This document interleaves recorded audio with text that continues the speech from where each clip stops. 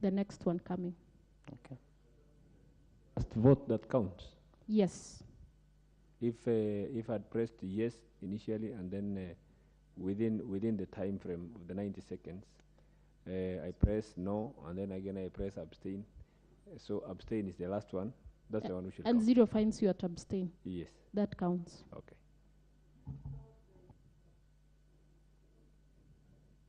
In Parliament. Secret ballot will only happen on electing the speaker, if I'm not wrong. Oh, I think.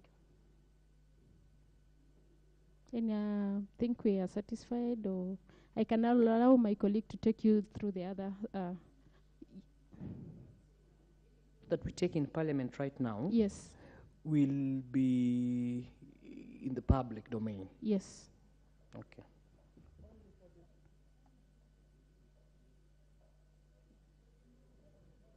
Speak. Yes. And you press the mic.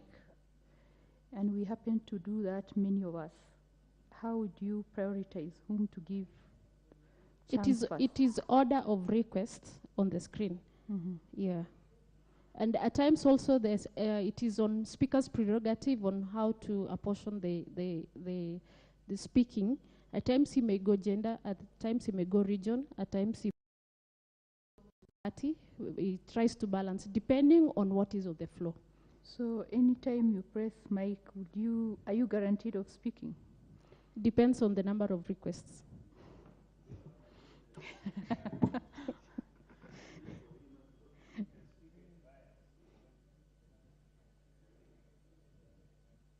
It doesn't happen like that. There's no point the speaker is biased. The speaker should be neutral. Let me allow my colleague to take you through on the next session. Thank you. So thank you very much, Cynthia. I'm going to take you through the next session on the clerks, the business of the clerk, because we are the clerks at the table. Just to clarify and to stress on what Cynthia was saying, and it's out of order for you not to vote. You cannot be in the house and not vote, especially the electronic vote. And voting, we don't always vote electronically. We only vote electronically when we are going division. Because unusual, normal circumstances, we vote by acclamation. Will as many as of that opinion please say aye? As a contrary opinion please say nay. If the nays have it, well and good. If the ayes have it, well and good. That's how we vote on normal issues. However, when it is not clear or when someone doubts that the ayes had it, then tunasema wacha tuweke mlolongo, wacha tupige hiyo hesabu. And that's when we go electronic. Also, the other time when we go electronic is when the constitution or the law requires a certain majority. For example, we want to change the constitution. And a bill on a constitutional amendment during second reading or third reading requires at least 233 members. That is 2/3 of the members of the National Assembly. We cannot know the voices of 233 members of Parliament or members of the National Assembly. We can't say that those hiyo sauti ilikuwa ya watu 233. So the only way to know for sure is to go electronic so that we can see how many people actually voted yes, how many people actually voted no. So that when that time comes, of course it will be in detail. There are several ways of us voting here. There is the secret ballot.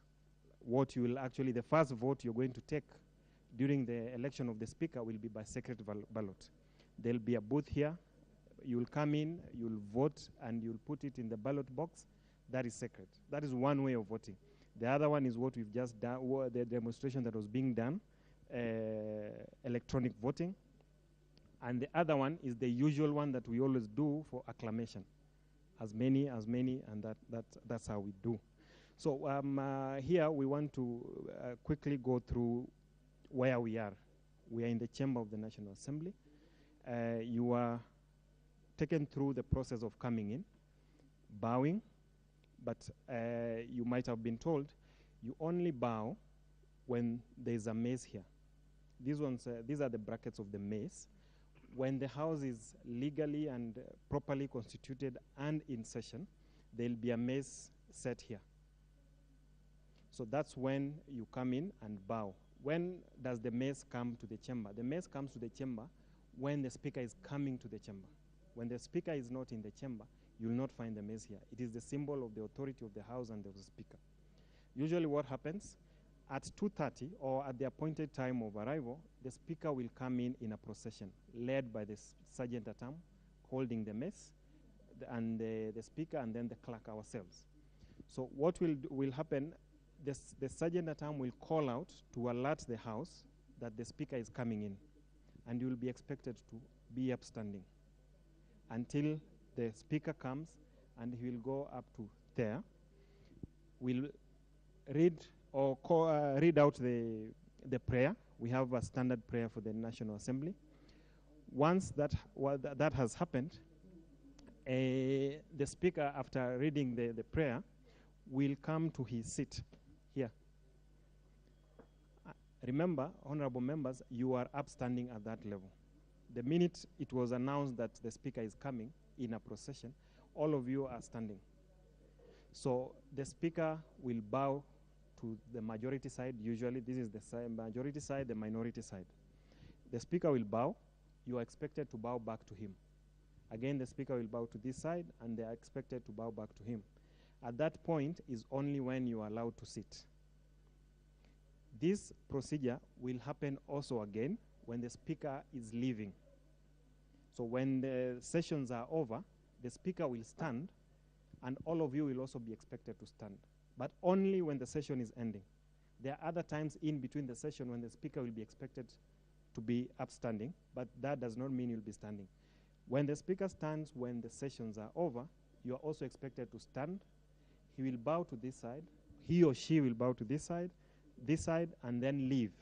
At that point again, you are all expected to be upstanding and wait until the procession is done, is gone. Because the procession, as I said, is led by the sergeant at arms, together with the mace and the speaker, and then the clerks will be following. The clerk usually sits here. There's a set of officers that will be sitting here.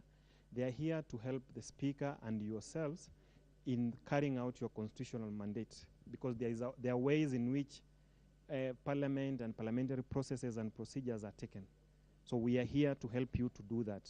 You want to do a motion, or you want a motion has been approved by the speaker and you've been given.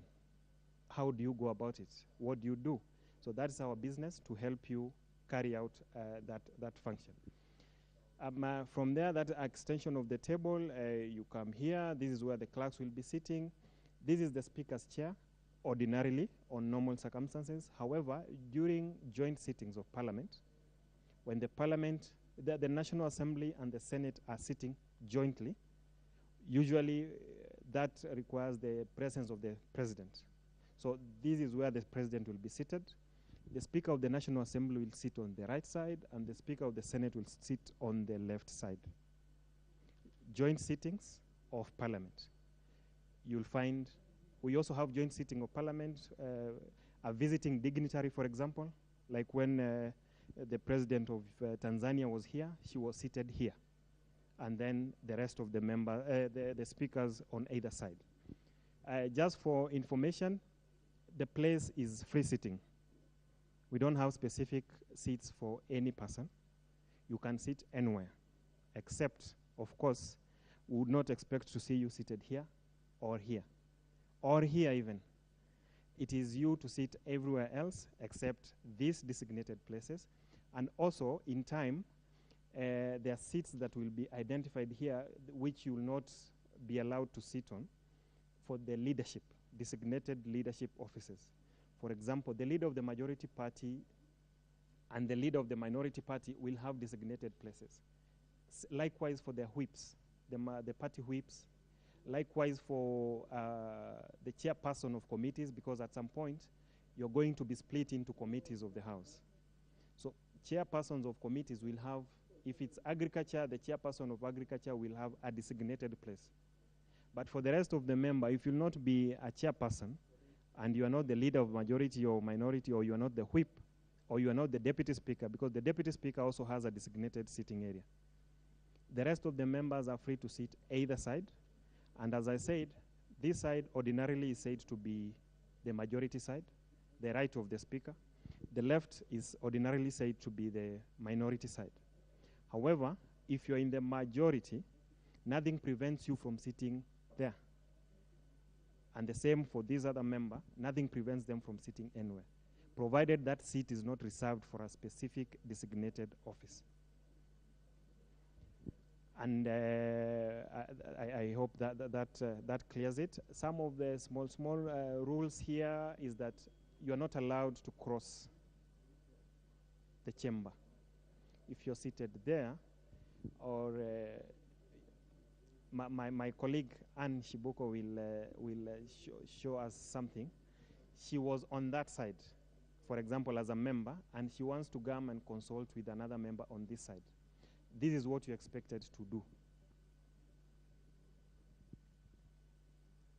So you go to the bar, you bow, and then cross over to this side. That is when the speaker is here, the mace is here. You are not allowed to just cross over directly. If you're moving, you go to the bar, bow, and come back. If you want again to move from this side to the other side, it is out of order for you to cross anywhere between here up to here. This place is out of bound. In fact, it's called, this one you're not even allowed to be seen here, except of course, the very first time you come in during the swearing in, and I would want to go to that now. On the swearing in day, you will be seated here. The notice is going to be given out shortly. You will be seated and you will be called out in a certain order. There's an order that is provided for in our standing orders, in our rules of procedure, recognizing different offices of the National Assembly. For example, if we get a former Speaker of the National Assembly who has been elected back to the House, a former Speaker who has come as a member, the standing orders give them some privilege to be sworn in first before other people. Number two, if you find a member who has served for 4 terms previously, maybe the first time they were elected here was in 1997, and they have served throughout until now, they'll be given priority over another member who has served maybe 2 terms. So usually we have that order of precedence, and that is what is used in the swearing in. You'll just come here, you'll find the swearing in will be presided over by the clerk of the National Assembly, is the person who's going to swear you in. You'll take your oath, depending on, of course, there is an oath and affirmation of office.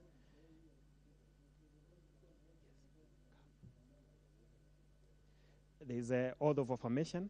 Also, it will be in Kiswahili or English. You are the one who will tell us. Everything will be set here so that you'll just ask which language would you want it in. So maybe you can, and this is the oath that is provided for in the Constitution. You go to the Constitution, the schedule, you'll find it there, so that you'll just take your oath. After that, it is expected that you'll come down. In fact, it is the expectation.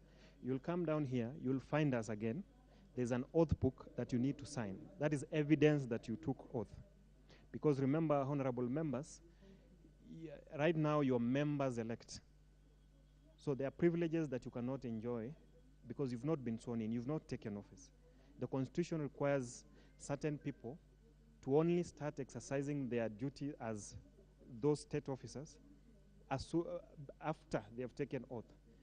So even for example, those facilities, I know you understand where I'm coming from. There are those things that you cannot enjoy. For example, facilities here, we cannot give you an office right now. We cannot tell you this is your office. Why? To us, you are a member-elect. You have not been sworn in. So that if you don't come on the swearing-in day, whereas your colleagues will be enjoying those facilities from that day going forward, if you come 2 months down the line, within those 2 months, to us, you are not, there are those facilities you cannot enjoy. I hope I'm clear. See, there's a member who can decide not to come on the swearing-in day. and come, say, for example, if we say the swearing in will be on 30th of August, someone decides to come on 12th of September. The period between 30th of August and 12th of September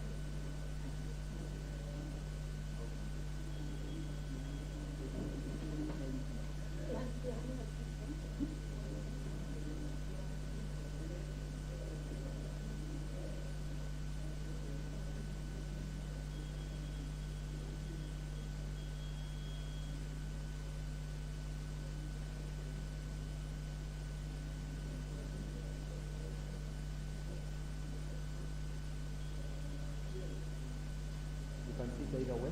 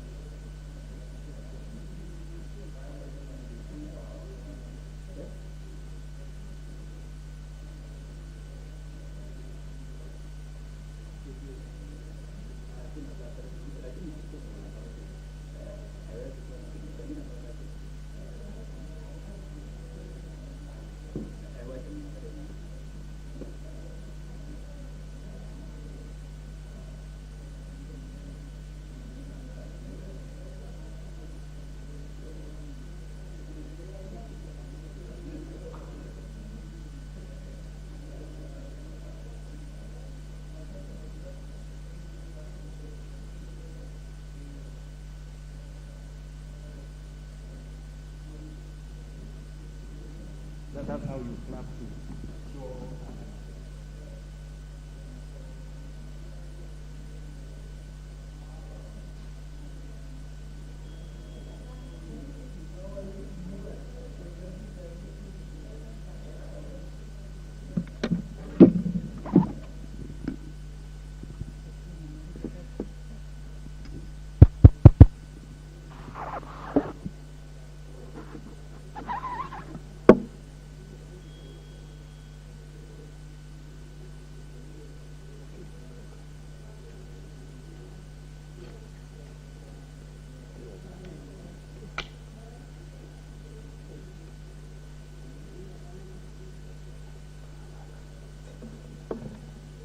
battery zimeisha. Na imebakisha. Amemaliza. Amemaliza. Nimepitisha hiyo message. Battery ziko tena alikuwa na gari.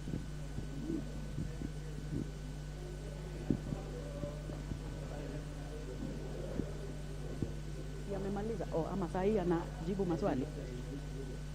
Ni basi imeisha. Kuna one bar.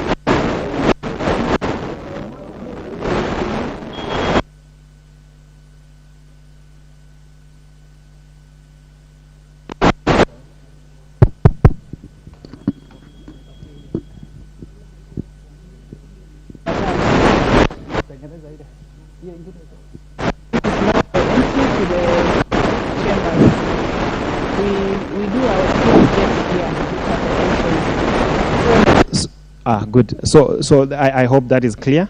Now, I'm finishing up. Yes, Mushma. Mike. No, it will be. There's something you had mentioned earlier that if a member wanted to move from this side to the other side, Yeah.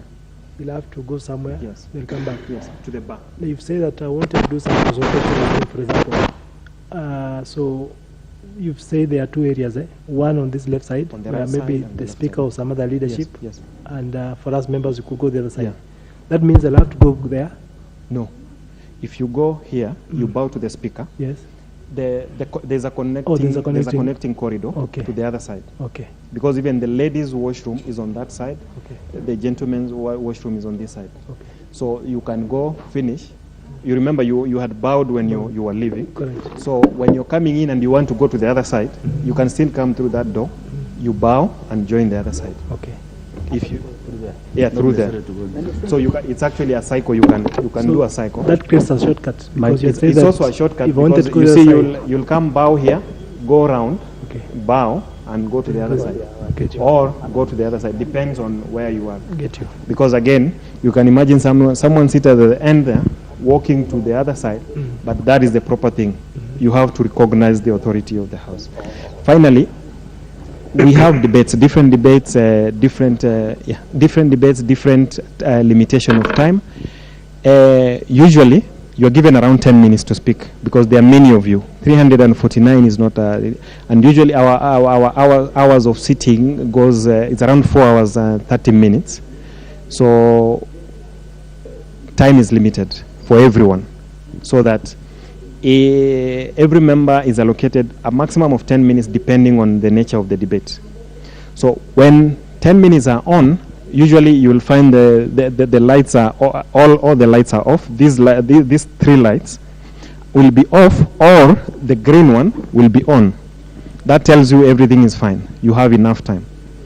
So when it's like that, you have enough time if you're speaking, or everything is fine. However, when this light, the middle one, comes on, it tells you you have around 60 seconds to finish your speech. So it only helps you to organize your thoughts, so that if there's something very important you want to mention, you don't leave it hanging. You don't have hanging thoughts. Then, when the red one comes on, you have around 30 seconds to finish. So you should actually speeden up your contribution, so that you're not cut off while your speech is still pending. And usually the system is automated, so that when the 30 seconds are over, you're done. You cannot speak again.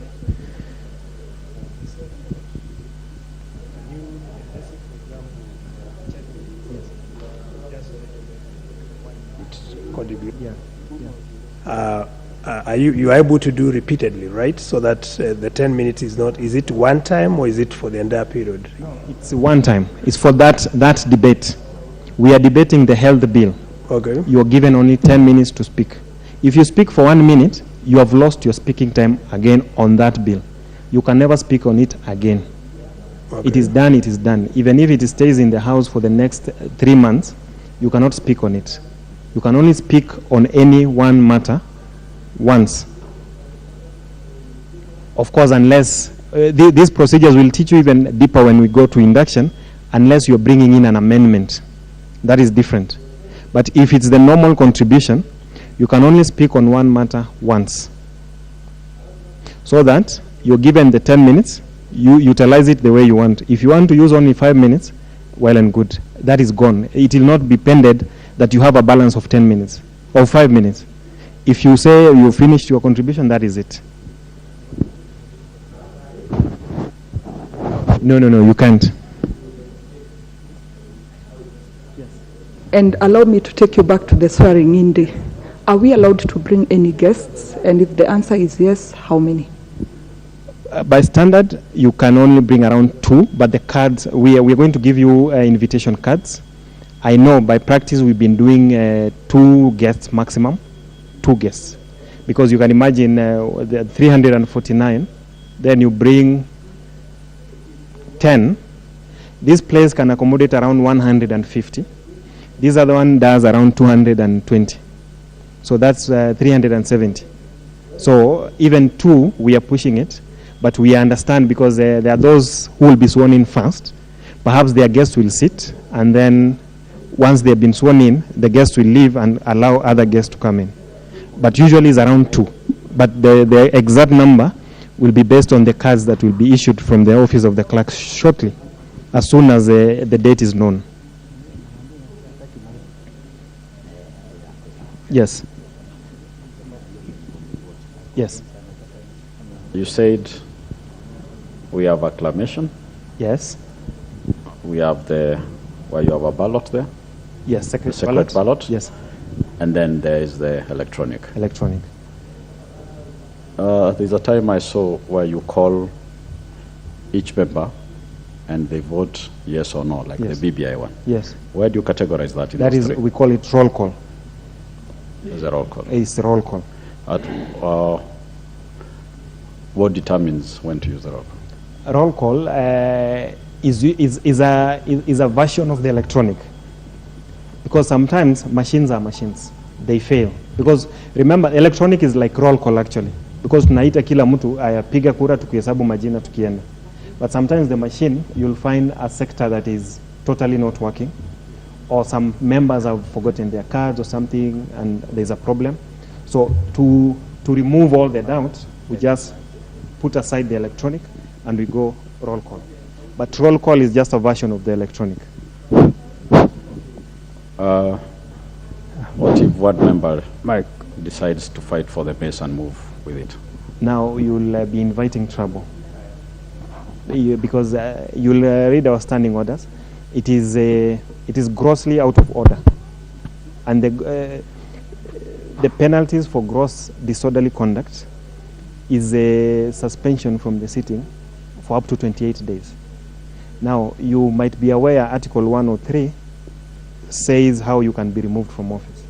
And one of them is absence for more than 8 days. Now, if someone has sent you for 28 days, really it's like they're sending you away from Parliament. Someone can go to court and say that this person should actually be removed. So that one I would actually discourage. Kapsa? It's grossly disorderly conduct. The standing orders provide for that. Yeah. Electronic voting, yes. Yes. It means you've participated. Go for a business function of the state. Yeah. And you're away for 2 weeks. You can still participate. You can, but yeah, you can, because we have a virtual system of participating in the chamber. But usually it gives a bad picture if you've been sent by Parliament to go to a committee in Mombasa or in Tanzania, but you also want to sit here.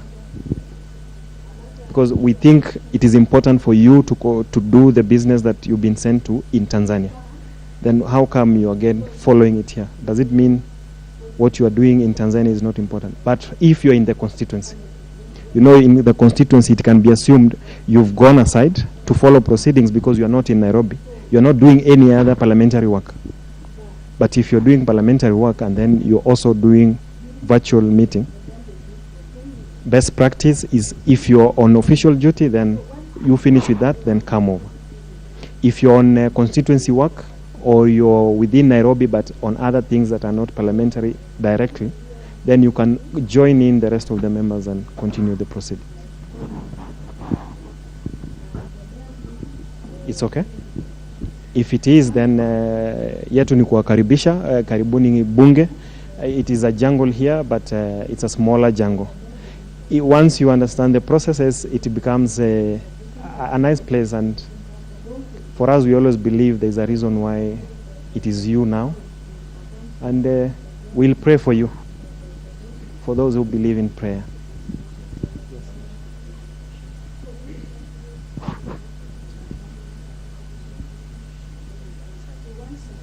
To go up to there. Yeah. So when coming back, up to what point, if, for example, I wanted somebody this side, am I permitted up to here, or it's you cut from there? You can come up here. Oh, I can come up to there. From the bar, you can come up to here and join. Ah, okay. The person is seated there, for example. You can come up to here and go join. The person is there. You just look at the shortest route. Provided you've not crossed the chamber, you've just used the right channel. Yes. And the mess is lowered. Yes. Do we still have to cross? Yes. Provided the mess is here, you don't cross it. Okay. And I'm impressed, Mheshimiwa. The committee of the whole house is quite deep. Oh. Yeah, congratulations. That is the first way of knowing the house. Yeah, that is very good. We are done? If you are, karibuni sana. We are here to help you. Na kazi itafanyika. Asanteni sana. So, lunch iko.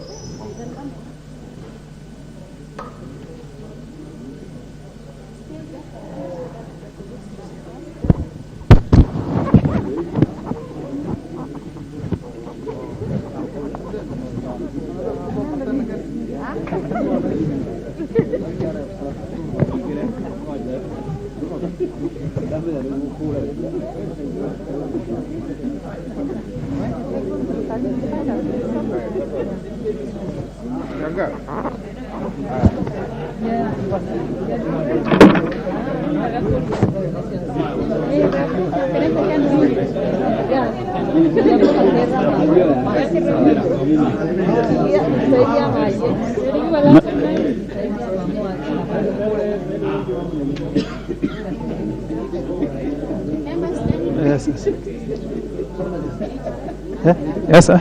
Members, please can you just move aside? Yes, sir. Just move there, sir. I show you where the biometrics are. Yes, sir. Just move. Yes, sir.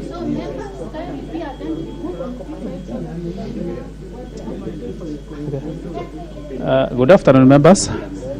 My name is Eric Miriti from ICT department. I want to take you through the logging or the attendance register. This is where we normally take our attendance register from. We shall register you from here. We shall register you next week. Maybe next week we shall register you, so as we are able to log in. The purpose of for you logging in is to take the attendance. We have to know how many members attended this session, and also constitutionally, you are not supposed to miss 8 consecutive seats. For us to prove that you have been attending the chamber, the only way out is through logging in. So we have 3 biometrics here. We have one here. There's one behind you there, and then there's another one here. So in case you are coming in when the speaker is already on the seat, you are supposed to log in from the side that you wish to sit. If you want to sit on this side, you log in from this side. If you want to sit the other side, you log in from that side. And in case you find, like the way you are now, You know, it will take time before you log in. You can still go and sit down, and then come back and log in again, because there are 3 of them. Because we normally open this biometrics from 1:30 up to till the house license. That's on a afternoon sitting. A morning sitting, we open it at 8:30 till 1, because the after morning sittings normally operates up to 1. Within the biometric, there are 3 ways that you can you know how the biometric works. Like now, if you look at the light, it's blue. That means there's no activity that is happening. Then there's a green one that shows you that you have logged in, and also there's a beep. If you look at like if I log in that way, you get that's beep. It shows me green, and then it tells me that access granted. If I'm not able to log in, or I log in longer with my, you get that a beep, and it shows you red, access denied.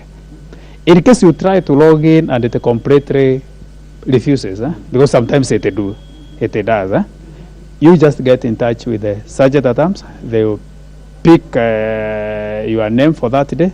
Then later we shall come on as a ICT to look at what was the problem. Because sometimes you might have some infections on the fingerprint that you registered with. But there is no harm. We can even register you twice with 2 fingerprints. Yes, that's all for the biometric. But also, the most important thing is to make sure that you are logged in. Because sometimes members, I've seen it. A member just only comes and presses and just gets in, and he thinks that I'm logged in, while it has not logged in. So at least you need to take into details that. Or even you can check with us as our department to check, or even from the clerks, you can check with them that am I logged in or not. That one you can verify within a few minutes. Yes. For now, let's get inside.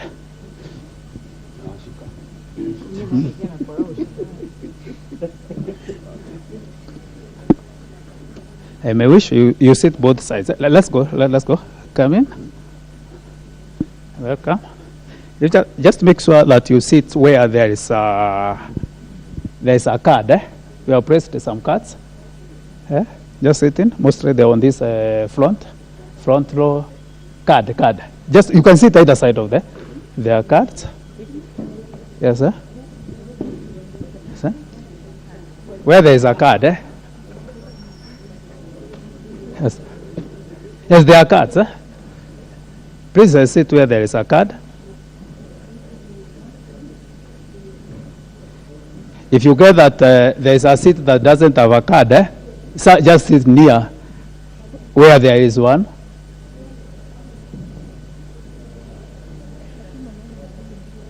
Yeah. So I hope everyone has seated. Even if you don't have a card, at least if your neighbors have a card, you can share, because the purpose of this is just only to demonstrate what to expect. Yeah. If you look at that card, if you remove that card, if you can remove the card, yes. If you can remove the card, you can see that it has a chipset. There's a gold thing, yes. For you to be able to log in, you insert that card on that. There's an opening on the. We call this one a delegate unit, where the mic is on. If you don't have, please just.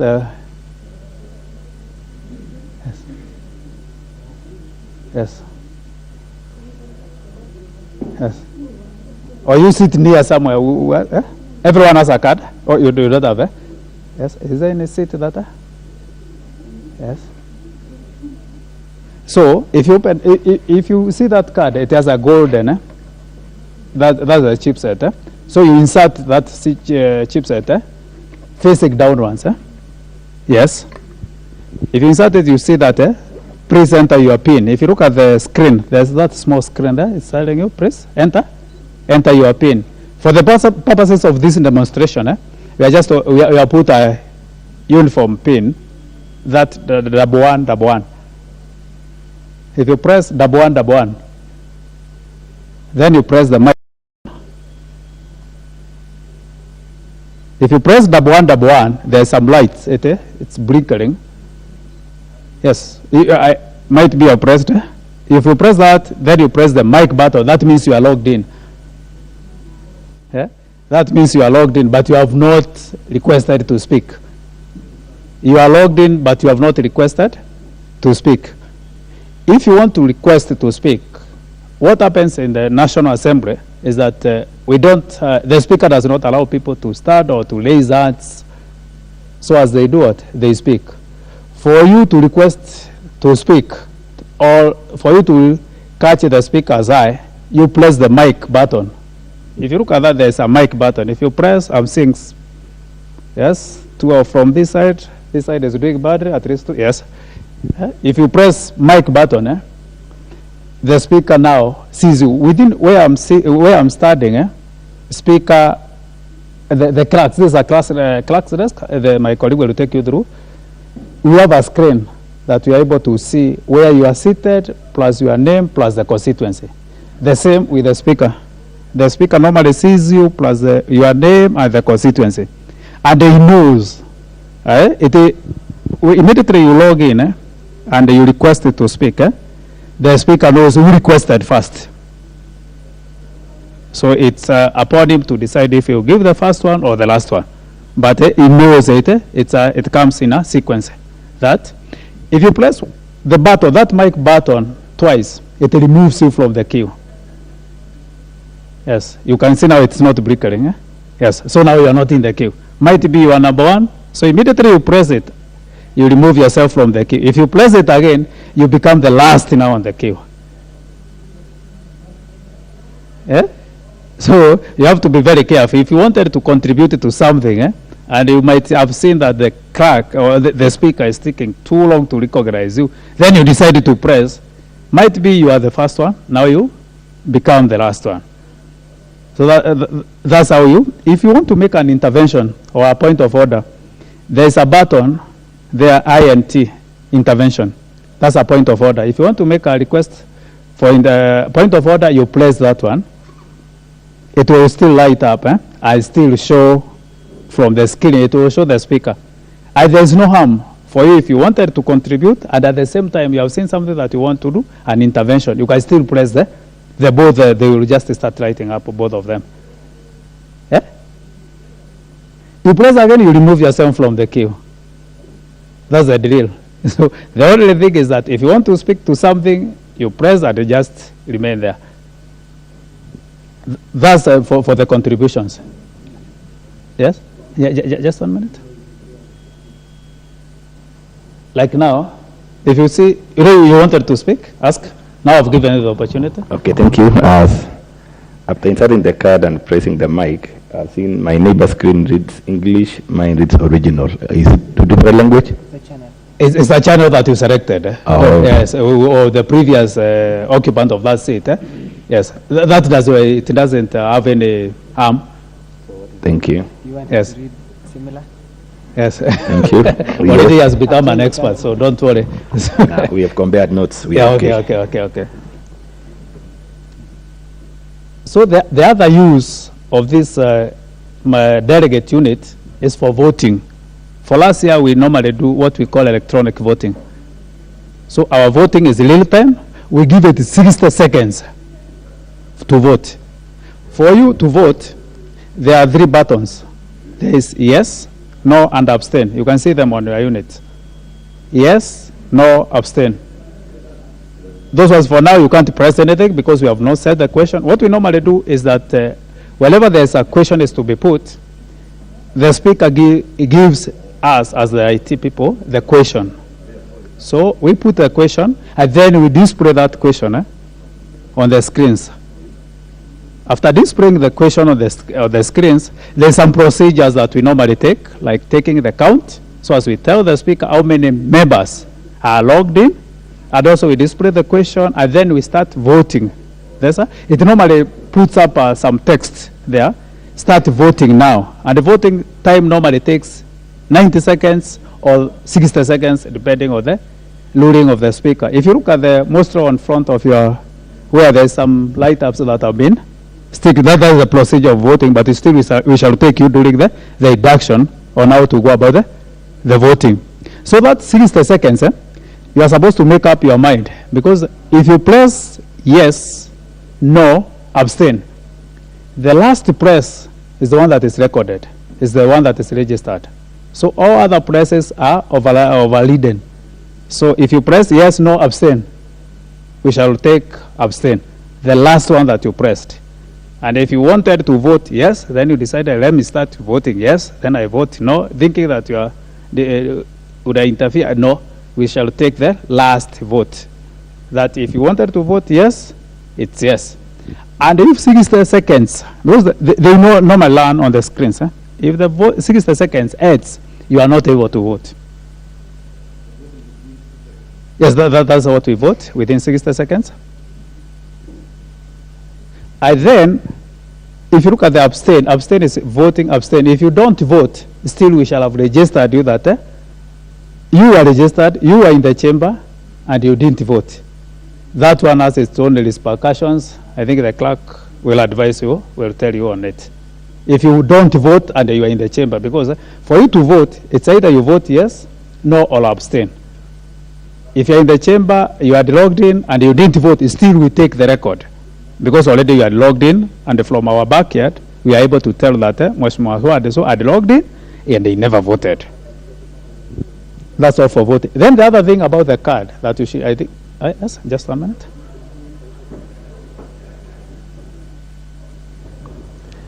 So when you don't vote, you take the record as what?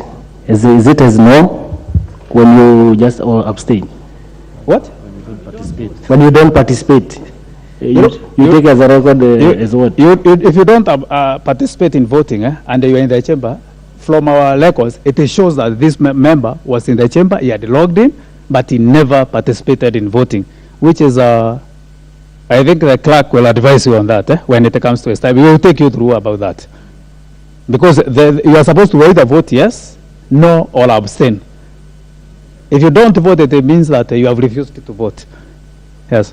The other thing that you should note about the card is for the first time, it will be issued free of charge. We are not charging you anything for the first time.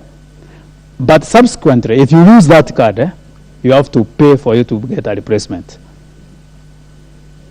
So that's, you should take note of that. So for the first time, we shall issue with a card plus a PIN. Card plus a PIN. That's automatically, that's your tool of trade. But if you lose it, you are going to be charged for it to be replaced.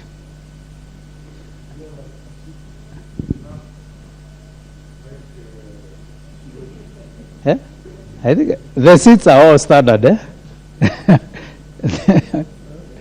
They are standard. Yes. No, they are all standard. Because for you to participate in the debate, you have to sit somewhere where there's that unit, where there's also that iPad.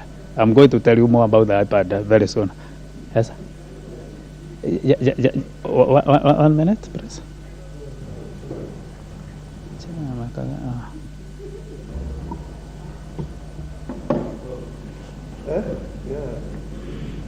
Yes?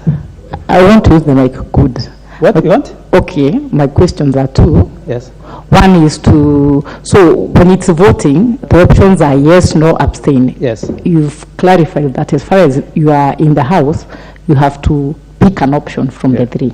Yes. Then the other one, I don't know why it has escaped me. This card that you're going to provide a PIN. Yes. Can someone else use your card if you give them your PIN? Yes. Yes, if you give out your PIN, you know, this card is the same as your ATM. If you give out your ATM and you give out also the PIN, that's so a member can come in with my card and use my card.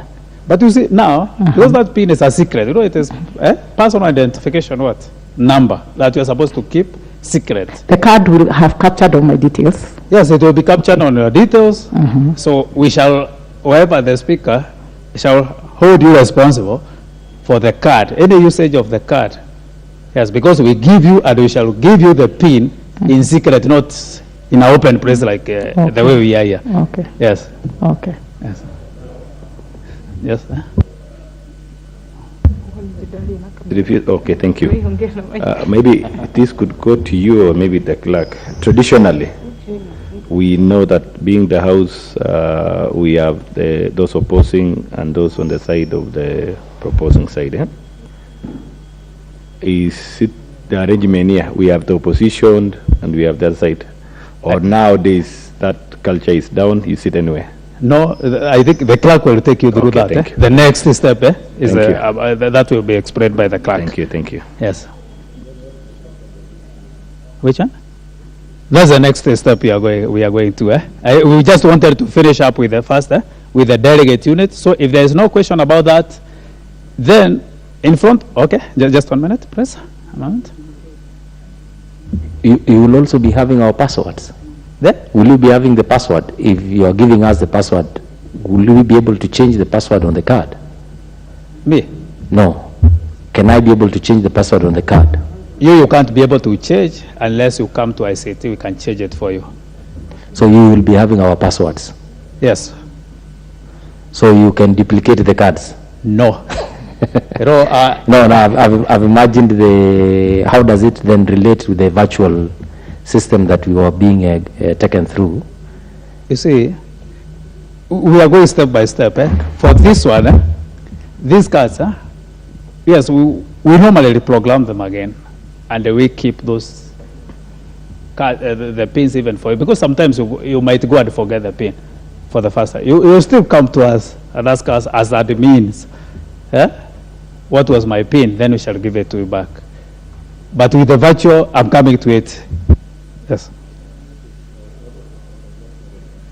What? Double one. Yes.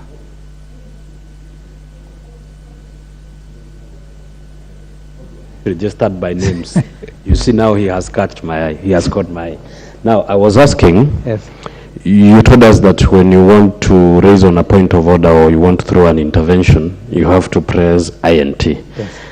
I have seen members, particularly when there is a heated debate, standing up and shouting a point of order, and speakers grants them a permission to raise a point of order. So is it necessarily you press INT, or you can just say a point of order and speakers will catch your eye? You see, that's the speaker's indiscretion now. Yes. But what is supposed to be and what he normally encourages. It is very rare you see someone starting always and be given the mic. It is very rare. The reason I'm asking that is there might be a debate and you want to raise a point of order.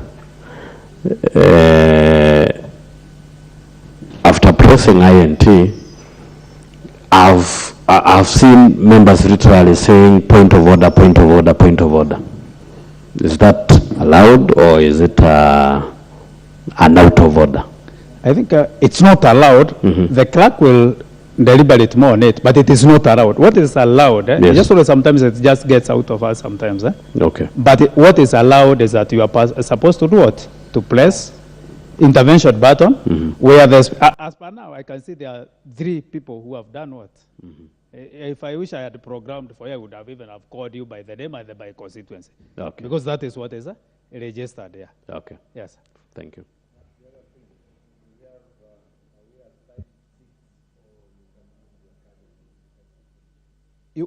You can sit anywhere. With that card, it's not programmed to any seat.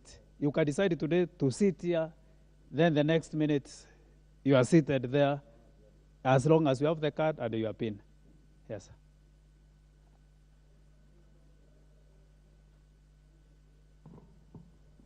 Yeah, my question is, in case you are sitting and your machine is not working, how are you going to be assisted, for example?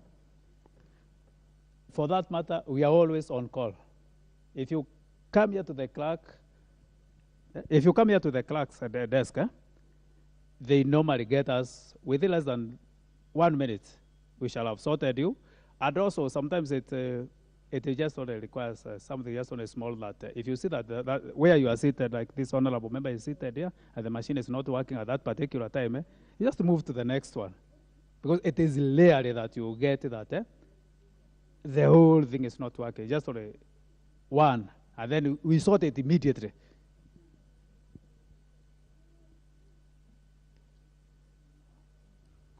I just wanted to find out, when you're saying about sitting anywhere, of course, as we move after the swearing in, we should have the government side and the opposition side.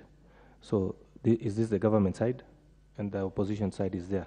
So my question then goes, so if you are in government side or the ruling coalition, you cannot sit on the other side. Let me just, as a member. Just hold. The clerk will explain. He's coming. The clerk is coming to explain to you all those. Okay. Yes. Thank you. What information does the card carries? Within this card, if you don't have the card, you are not able to vote. You can't contribute. So it gives you, the card gives you the right to vote when there is a vote. And also it gives you the light to contribute in the chamber. And to an extent, sometimes, it also acts like attendance.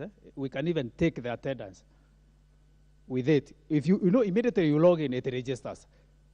So still you can say it has a lot of information about you, because we shall put, when we programming, it has your name. Just know that it is not written on top.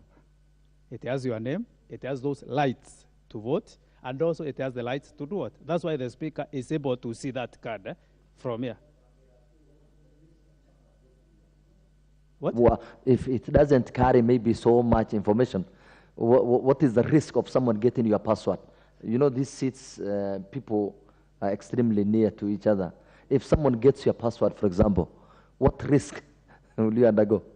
It has a lot of risk because at the end of the day, if someone gets your card, is still, let's assume so, of which I don't think members don't steal to each other, from each other. They are honorable members. So we have never experienced it, unless we experience it this parliament, where members steals a card from another member. We have not experienced it so far, or a member using another member's card. So the risk are, if I pick your card and I pick your PIN, I can, you know, I deny you the rights. Even I deny your constituency the rights of them by just already pretending to be you and pretending to vote for the people who voted for you. But that person has to get the card itself. Yes, he has to get the card. Yes. Because without the card, you can't do anything. Even if you steal the PIN and then you don't have the card, you can't use it. Okay. All right. Yes. For any IT expert, we could also trace the logins. Yes. We have cameras all over. If someone steals your card and logs in, it's able to record time, it's able to record camera was there, and it will be noticed that it wasn't you. Yes, that's good information, Mheshimiwa. Yes. Thank you. At least welcome on board unatusaidia. Thank you. Yes.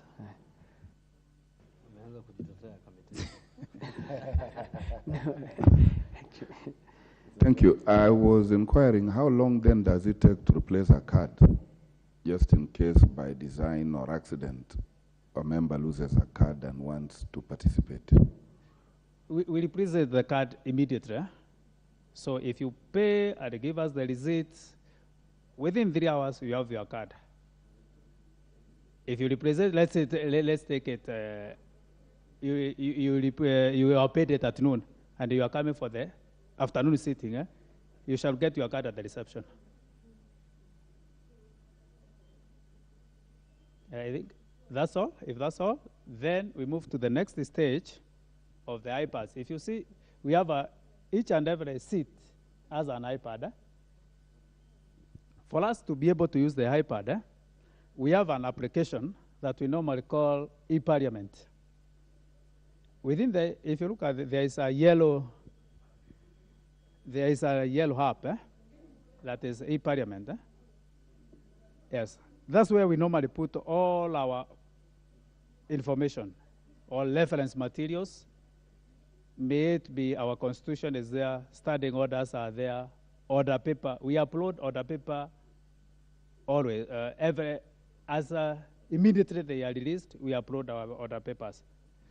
So we are going to issue with a username and also a PIN for you to be able to log in, so as to access anything that is there. So that will be issued to you, the username and a PIN, so as you are able to get the reference materials, and also for you, if you are doing any research within the chamber. No, we have not done anything. That one, yes, sir. And then the other thing, the last thing is that about the virtual. Also, we have gone virtual. Now we're going to from this parliament. From last time when we had COVID, we started doing hybrid. That's our virtual. We shall issue with a username also and a PIN for you to be able to log in on our virtual. So as we do upgrade, and from our virtual system, we are able to vote also from there. From our virtual system, we are able to vote. We are also able to contribute. You can be seen from wherever you are. And also you are able to see the members. So it's like if you are attending the chamber remotely, because you are able to see from here, wherever you are logged in. And also, these members are able to see you. We shall, whoever is at the PBU will just put it, you show the screens. Wherever you are, you come live, and it is live. Mark you, that's another thing that you should note, that wherever you are contributing, it's live. We have several media outlets. We have the PBU, Parliamentary Broadcasting Unit, which we do live broadcasting, and also we have our YouTube stream. We do it live. Which, what? Just a minute. Are we going to get laptops, maybe? I think not little laptops, but office equipment. I think you have been briefed from outside what you expect to get from the office. Okay, we were not told about laptops. We were told about the email. Yes.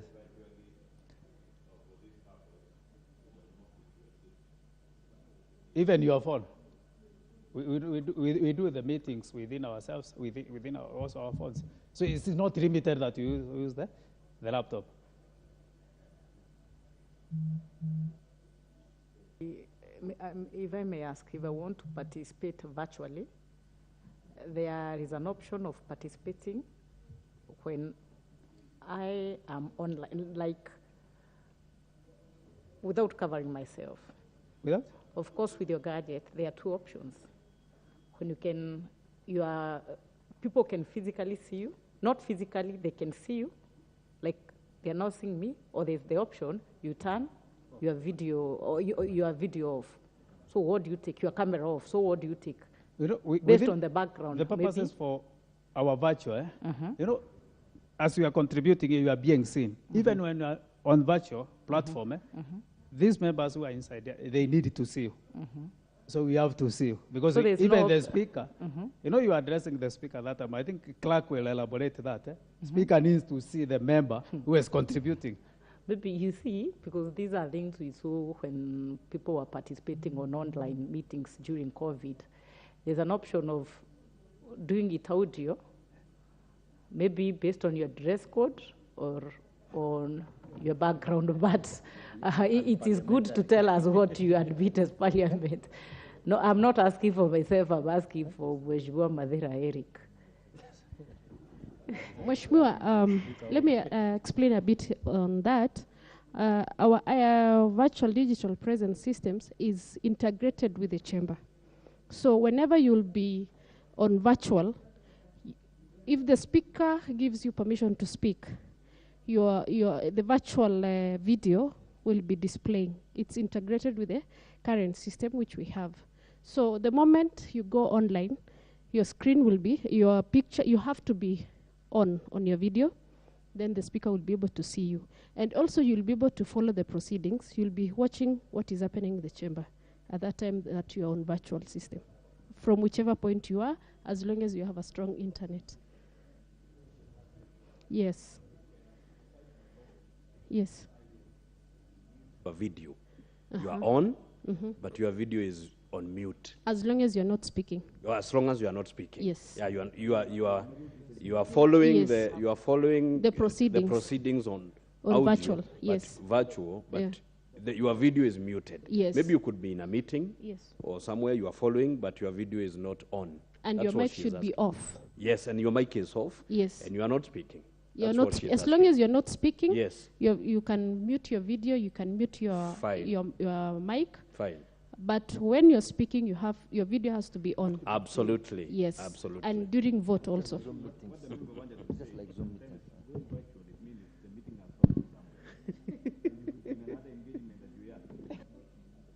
Members to see you, so it will cost you again to go back and prepare, set up yourself for the presentation.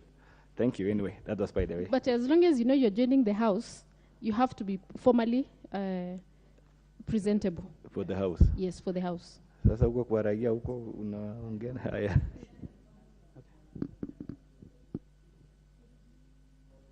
Just an observation. I think I was recommending that we get bigger screens now that at least it can get up to the edge down there and then bigger ones. Noted. I'm suggesting that. Yes, that is noted. Okay. Yes. Okay. So I think if that's all, then I'll add over to clerk. So as just one.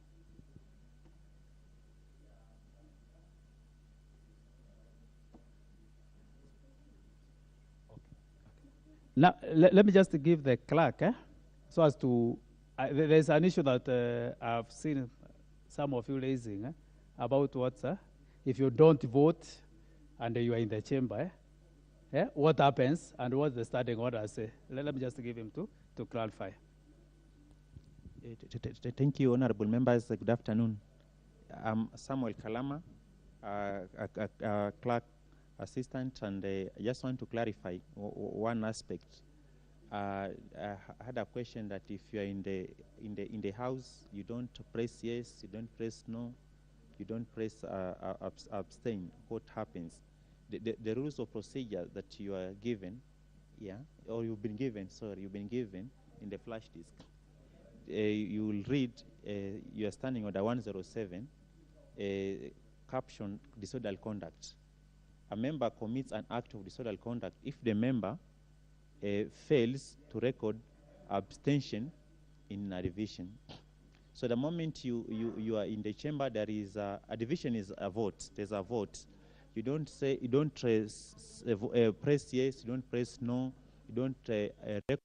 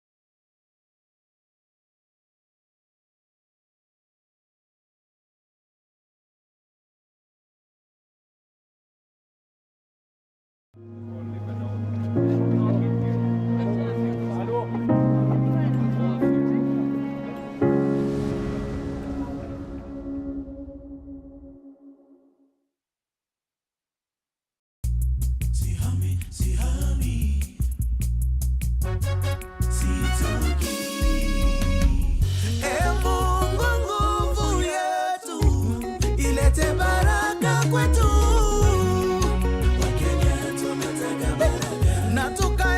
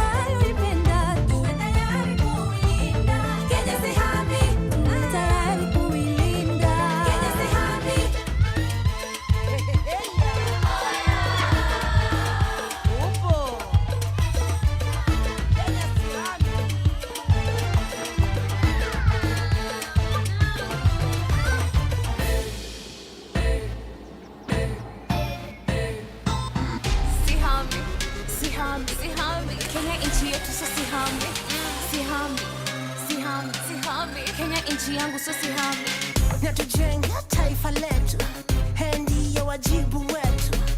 Kenya istahili heshima, tuungane mikono na tukuze hekima.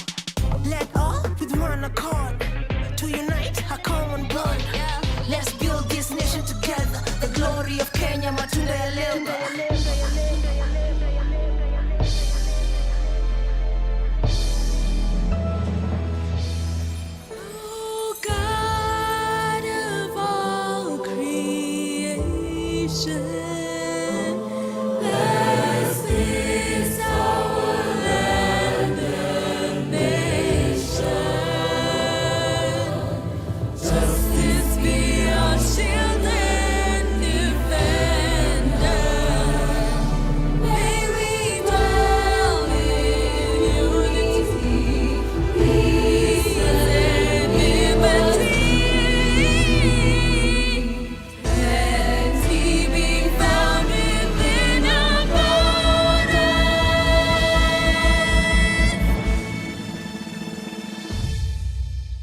Ni wajibu wako na wangu kuijenga Kenya. Tembelea makeitkenya.go.ke kupata ujumbe zaidi. I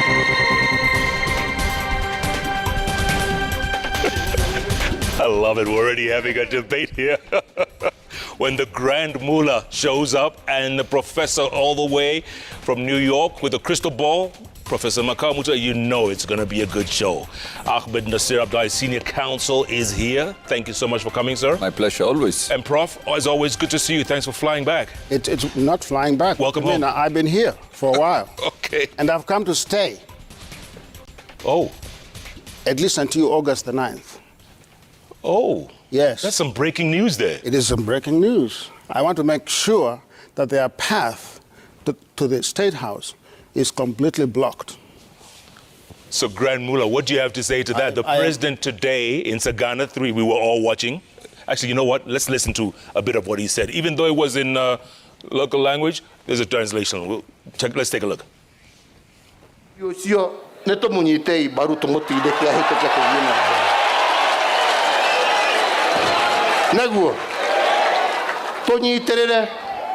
ona mwanake oyo wakwa rire akanyita raini acokeri kuu na kuu mbere ni tukamuhe ni ndina thina ni gutire mundu unyimite no riu haha ri ai ni tuthii uria hagiriire.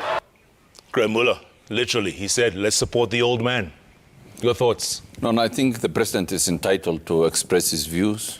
I mean, like all Kenyans, he has the right to elect, a person of his choice. And that's a right he will exercise, I think, on 9th of August 2022.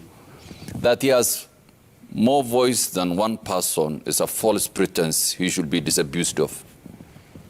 Prof, what do you think? I mean, he was asking the community in entire central Kenya, he said, listen, endorse the old man. Even though he didn't rule out Ruto for the future, but he said, for now, let's endorse the old man. Well, I think, obviously, he's the head of state, and so therefore he's got to be diplomatic in how he speaks. And I think, for the most part, he was diplomatic. I think what my friend Ahmed Nasir is not recognizing when he says that Mr. Kenyatta only has one vote, what he's not recognizing is the fact that what happened today was historic. It's the first time, really, in the history of the country that a sitting head of state has gone out and publicly lambasted his deputy, saying that the deputy was unfit for office for a multiplicity of reasons, not least of which include being ethically challenged, being petulant and impudent, unable to execute his duties, and essentially being absent from office, what we call AWOL, absent without leave. And so therefore this is historic, Nasir, that a sitting head of state has disowned, disinherited, and taught his community to do the same with a sitting deputy president. That is significant.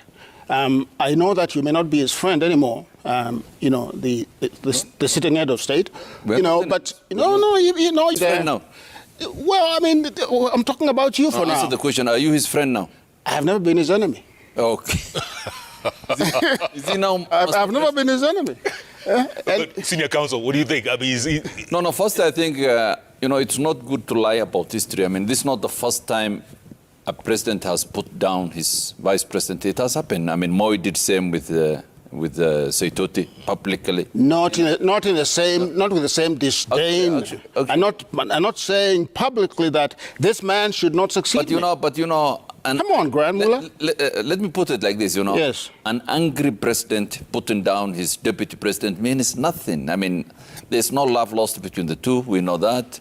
I mean, Uhuru has no time for his deputy for the last 4 or 5 years. He's entitled to express his views, but I think we are making it more than just the expression of one person's view. Of course, he's the president, nobody denies. But, if he says, he said a lot of things about I think, the deputy president, some of them fair, some of them not fair. But, could you name not the first time that we have had the president talk. We know the president. We give certain premium or value to his speech. Many of the things he says, even Mamamboga dismisses it. Nobody gives him much credence on what he says. Some of the issues, we listen to him and we respect his view, but nobody worships him, And I think the mistake the president makes is, I think there's a fallacy he believes that he can decide the destiny of this country. He can't. I mean, we know when he ran for president in 2013, how hard he struggled to become president. And it's the people that decided that he will be president. It's the people of Kenya that decided so many times that Raila will not become president. And I think they will speak one more time. Along the same line, they have spoken for the 3, 4, 5 times. But I think we just need to appreciate that the president has a right to speak as he likes. Whether it is statesman-like or not, whether it is a little bit pedestrian, it's up to him. Yeah, but I think, with all due respect to my friend, Ahmed is a spin-meister, a propagandist par excellence. Between the two of us, you are the only one who is paid. No, wait you are the only one who is paid to spin. Wait, you've heard your say. I practice. You've heard your say. If today, let me just tell you this, if today Mr. Kenyatta had gone to Sagana 3 and hoisted Mr. Ruto to the rooftops, I know that the grandmother does not drink, but today he will be drunk. Today he would have taken alcohol. Yeah. The reason why it is disparaging Mr. Kenyatta is because Mr. Kenyatta has decided that Mr. Ruto does not have the goods to lead the country. If Mr. Kenyatta has worked with Mr. Ruto for 10 years and has decided that Mr. Ruto is an empty suit, for whatever reason, is an empty suit because he cannot execute his own mandate as a deputy president, he's entitled to that, and I think Kenyans ought to take that into account. Absolutely. Because this is a person... Absolutely. This is a person who knows the other person. Now, let me tell you something. He said something else, too. He said Mr. Kenyatta went and to talk some things that are not exactly, true. I would like him to tell me, or to tell the viewers, what Mr. Kenyatta said today about Mr. Ruto that is not true. No, first I think let me visit what he made a very good point. He says that the president worked with the deputy president for 10 years and he knows.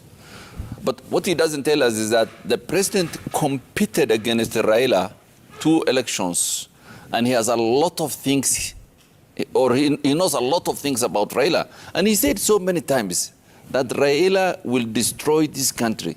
He said Raila is not the right person to lead this country.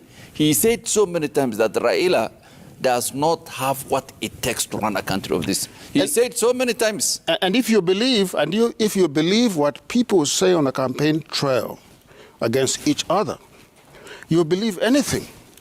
I mean, there was a I thought campaign trail. No, just listen. No, Grand Mullah, I thought that you are well trained as a lawyer to understand moments and places and what people say during certain moments and places.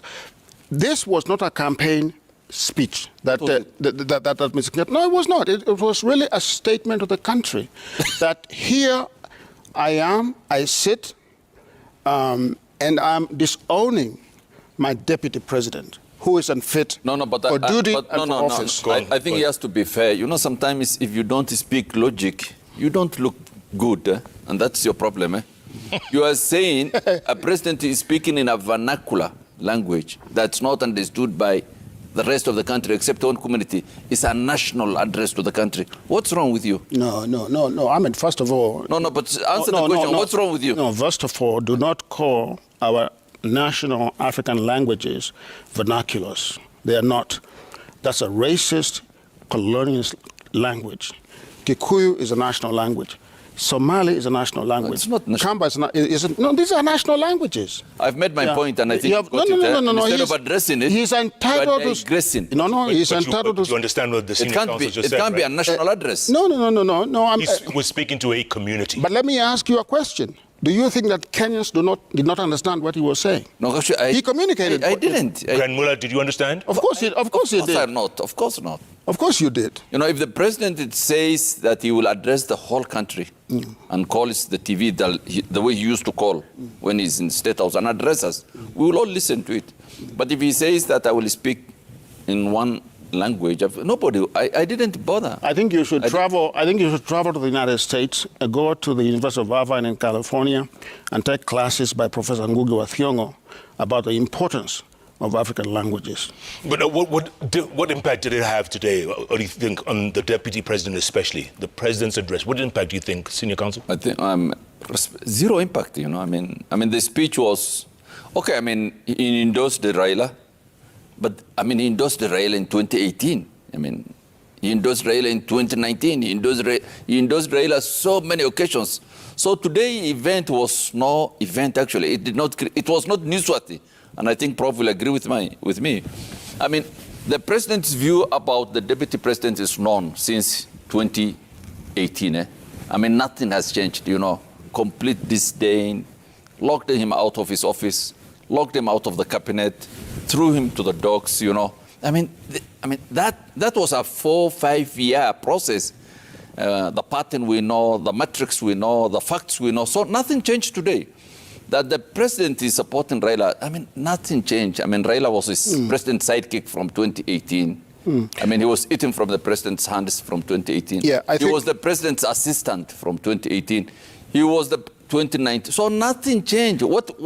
What happened today that did not happen, for example, in 2018 or 2019? So I think you came here with some rehearsed lines that you are now spouting. Let me tell you something. In the history of this country, Usi stress with zero deposits and zero bob.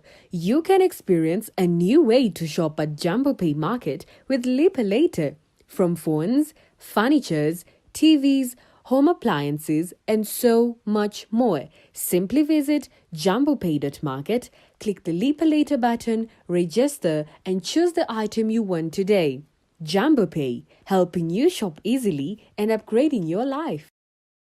And you know this, and if I was to wake you up in the middle of the night, when you don't remember your rehearsed lines, when you would speak the truth, if I was to wake you up in the morning, in the middle of the night, you would understand the legacy, the sacrifice, the qualities of leadership that Mr. Odinga has exemplified in the history of this country. You would know that Mr. Odinga is Kenya's foremost living liberator, without even question. As I said on another program the other day, he is our Nelson Mandela. And I answered you. On the opposite side, wait a minute. He's our Putelese. Wait a minute. On the opposite side, you have a precocious young man who has never sacrificed for a single day, who cannot explain his worth, who is riddled with scandal after scandal, who is impatient to capture the reins of the state so that he can change our constitution, to abolish term limits, so that he can allow his friends and family members to plunder the treasury of this country. That is the kind of person that you want to impose on Kenyans. You are talking of this is. You are talking of rehearsed do you lines. Do you love Kenya really? Something he has been saying for the last 10 years. The same lines. He hasn't even. There's no new. There's no new words you have used. These are the same stuff you say. That Raila is the liberate. Whom has he liberated and from what? Perhaps the gentleman here should go back and read some history. if you look at the history of the second liberation, for example, you look at the struggle for the 2010 constitution, look at all of those things. I was a player, I was an actor. You look at his role during the Moi regime, the kinds of things that he did. Where was your man? Your man was a Kanu hawk. Your man was, listen for a minute. Your man was in charge of the police state. When Mr. Moi was in power. That is the person that you want us to elect, we are tired of these old lines. You have said it for the last 10 years, that Raila has liberated, that Raila Are you going to openly endorse Mr. Ruto today? It's for me to decide not you should openly endorse it. But I don't want I don't want this distorted history that you have been saying for the last 10 years. This hero worshipping, this sucking up, to Raila. No, but look. It doesn't pay, because you're distorting history. No, I'm not distorting history. This history is known, even by children. If you tell us Raila was a minister for roads, we will agree with that, or minister for energy. Those are undisputed facts. But don't say... And he performed, and he performed extremely well in that portfolio as minister for roads. Who told you? It's a fact. Gentlemen, let's we can talk about this all night, which is great debate, but let's go back to Sagana. And the president also took aim at the churches, saying, in fact, let's take a listen, and then we'll talk about it. Mutige kohenia andu aitu. Yeah? Mutige kohenia andu aitu. Mutige kohenia andu aitu. Yeah? Muambie watu ukweli. Ithuothe gutire mundu utendete Ngai wake. Ithuothe gutire mundu utendete thayu. Yeni. Na mundu ahothaga kiria hotha. Kuringana na kiria Ngai amuhete. Na ne tuhothaga. No ndugoke haha tondu no wahororwo mbeca cia uici oke utuhenie.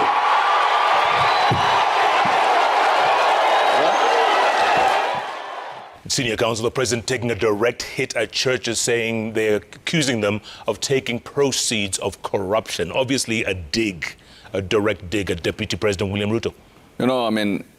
When a Kenyan leader, whether he's the president or anybody else, talks about corruption, he's not credible. I don't know why you guys give credence to a Kenyan leader talking about corruption. How can a Kenyan leader, whether he's the president, the deputy president, former prime minister, or a politician why do you listen? Because it's crap, it's bullshit. Don't listen to them because they don't practice what they talk about. President Uhuru is the first. He told us that in his government, 2 billion is stolen by day. He has done nothing about that. He has not arrested a single person. He told us that he has appointed a commission to investigate the COVID billionaires. That's about 1.5 years, 2 years ago. Nothing has happened. So if the president talks about the weather or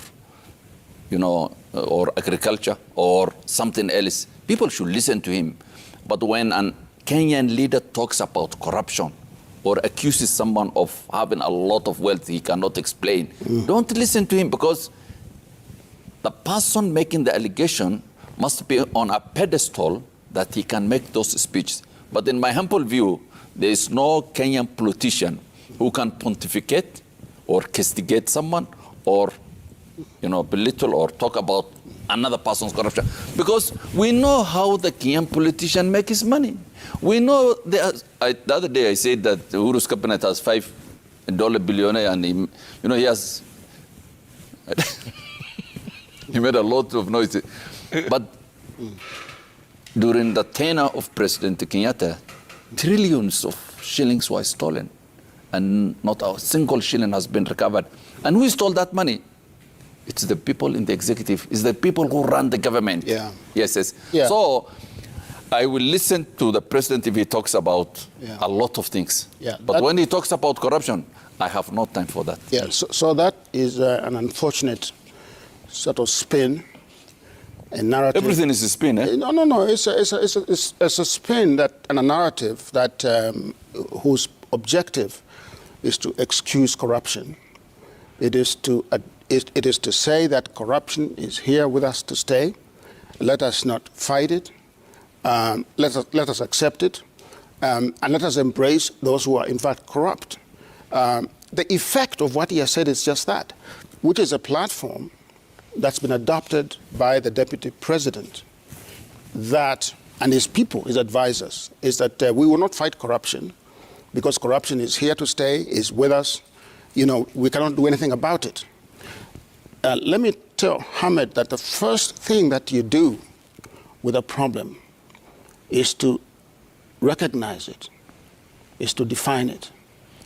And it is to use the moral authority, you know, of those institutions and individuals in society who can speak about something, to speak about it, so that the rest of us can mobilize ourselves to fight that vice. When you say that Kenyan politicians are corrupt, I don't disagree with you. They are corrupt. So why don't you listen to them when they lecture you on corruption? Listen, but if you say that we should never listen to them when they talk about corruption, that's tantamount to saying that we should not fight it. No. That's tantamount to saying we should not fight it, and that's a wrong approach. No, Prof. You know, so for example, if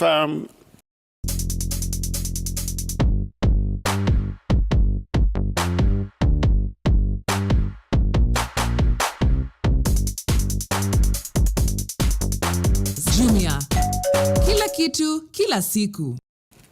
You know, and I know the reason why you are reluctant to accept that leaders should talk about corruption.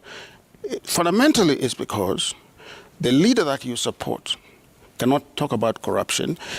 The head of state here was talking about the monies that are given to the churches, you know, every day and twice on Sundays by the deputy president.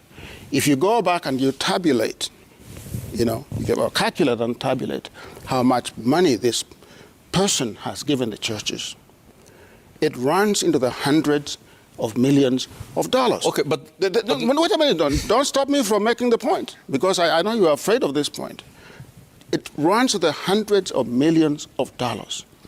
Let's ask the question and get an answer. Where did that money come from? When the head of state says that the money came from, was stolen from projects relating to dams and other, you know, projects, should the head of state not know where that money came from? Let me answer you.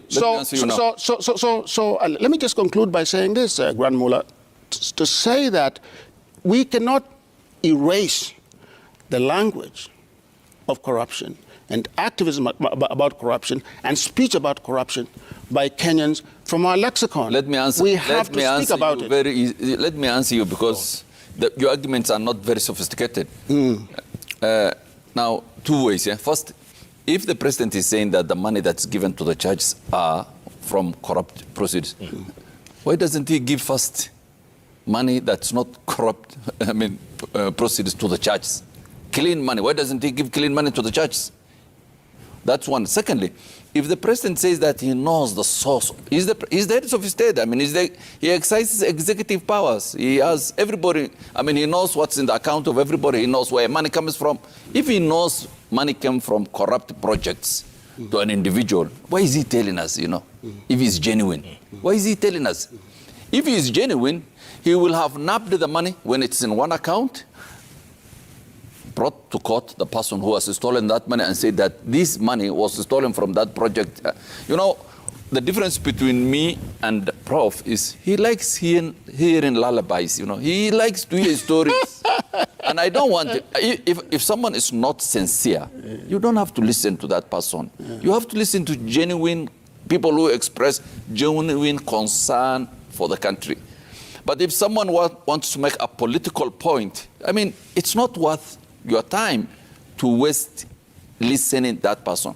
So when the president talks about, that someone has stolen money from a project and he's given to a church, if he has the evidence, why is he telling us? Why doesn't he act on it? I think. Let me give you credit. He has for the first time in this conversation made sense. Okay, he's pronounced himself on a fact that if the head of state knows or knew that this money was being lost every day, the people who did it should have been prosecuted. I agree with that point. But what he does not then add, after saying that, is that the deputy president also knew that that money was being lost. And now his boss is accusing him of being the one who took that money.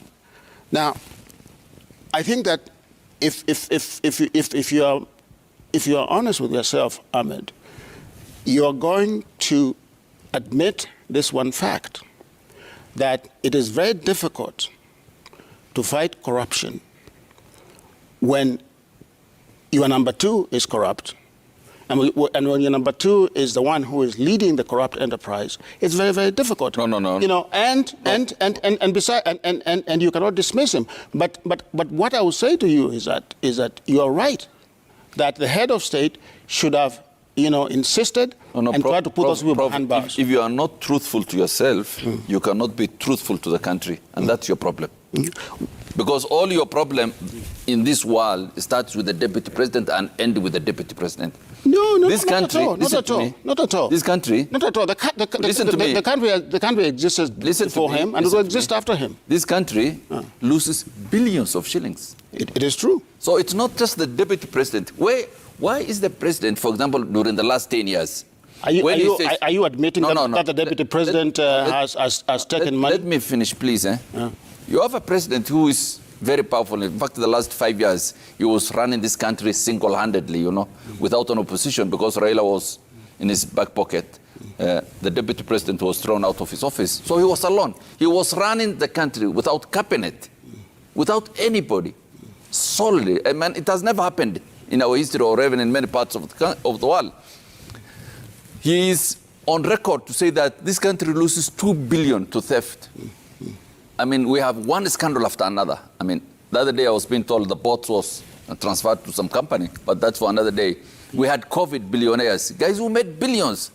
We had, we had the problem with, there is no ministry that doesn't lose 80 to 70% of its development budget. And the president has taken zero step during the last 10 years.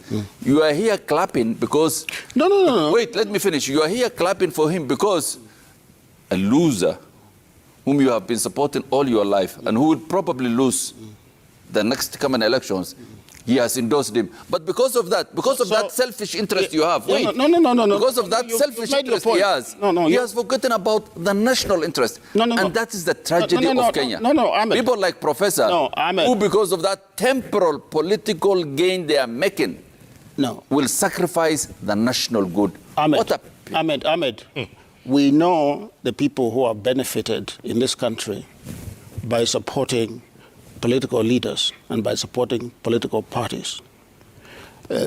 One of those people is not Professor Mutua. Let me just tell you that.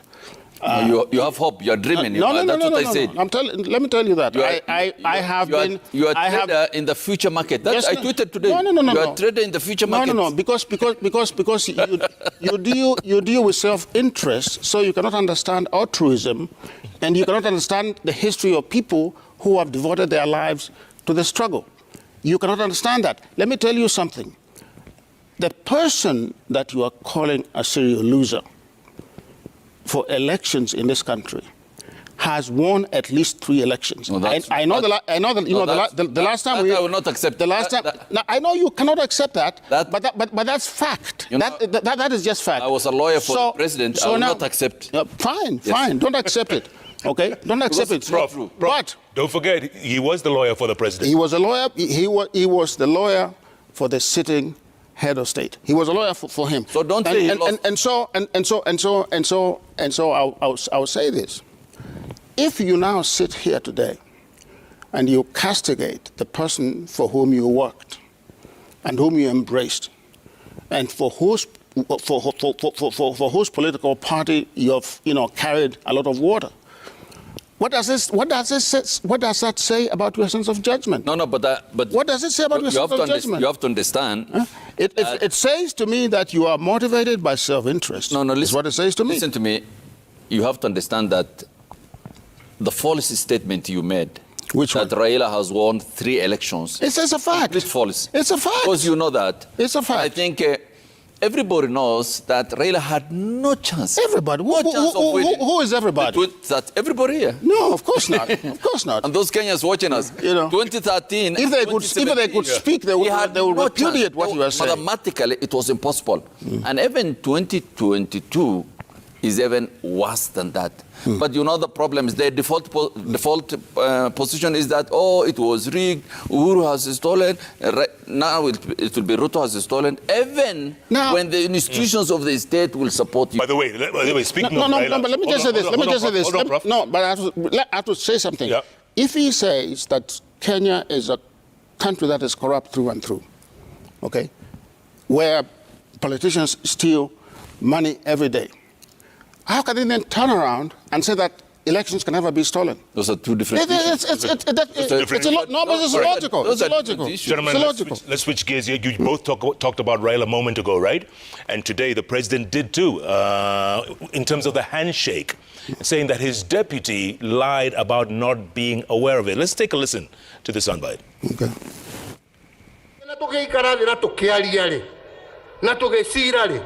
na tugicira ona uria tuikarite nake haha no ndiramwira uria turacira na muthuri uyu na gitumi ndiramuhitha ene gethe akiuge ni gwikunga ndirekunga nie ndirekunga ndiramwira muthenya barigiti nie ne nguthie ni undu wa gitumi giki neguo na kaiguithania nanie niona muthenya uria ndathire Harambe House mundu wa mwico kwaraniria nake ni uria tuikaranagia nake ngimwira ndathie na ni tukugeithania na muthuri uyu na gitumi ni undu wa giki neguo.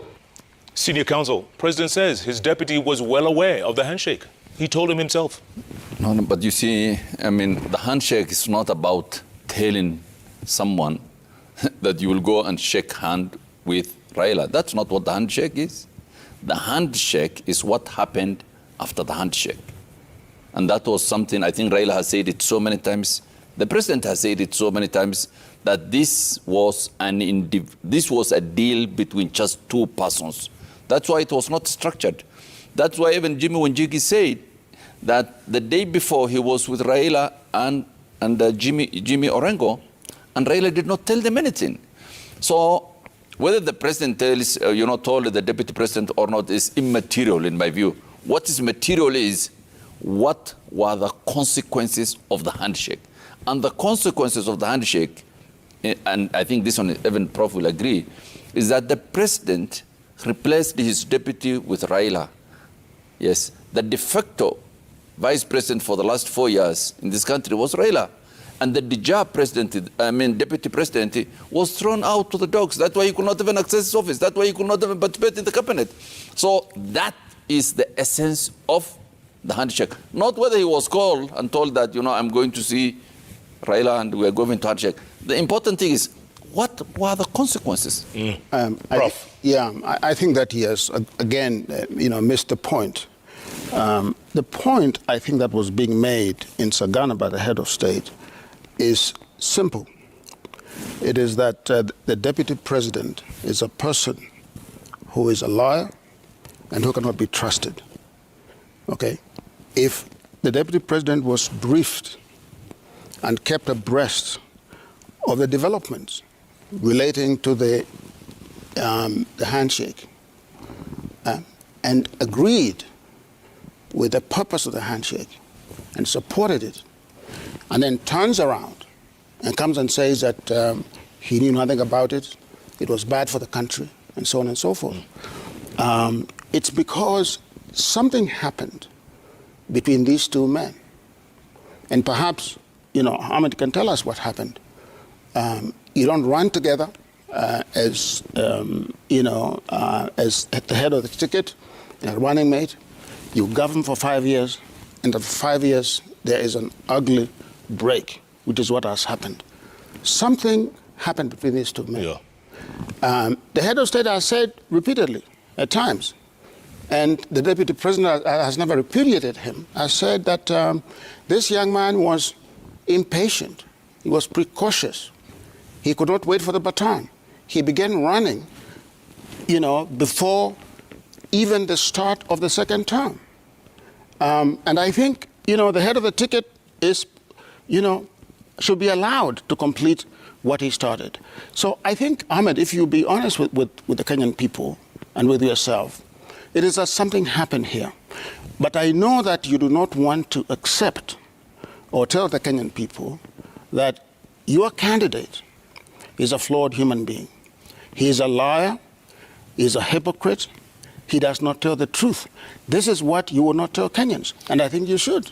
No, but, I mean, I'm not as disrespectful as you are because you have a personal grudge with the deputy president, just out of your loyalty, not personal actually, out of loyalty to Raila is why you are abusing the deputy president. As a person, I don't think you have a problem between the two of you, but to show your loyalty to Raila, you always go on this tangent, and it's unfortunate. I think the day you speak for yourself, I'll be very proud of you.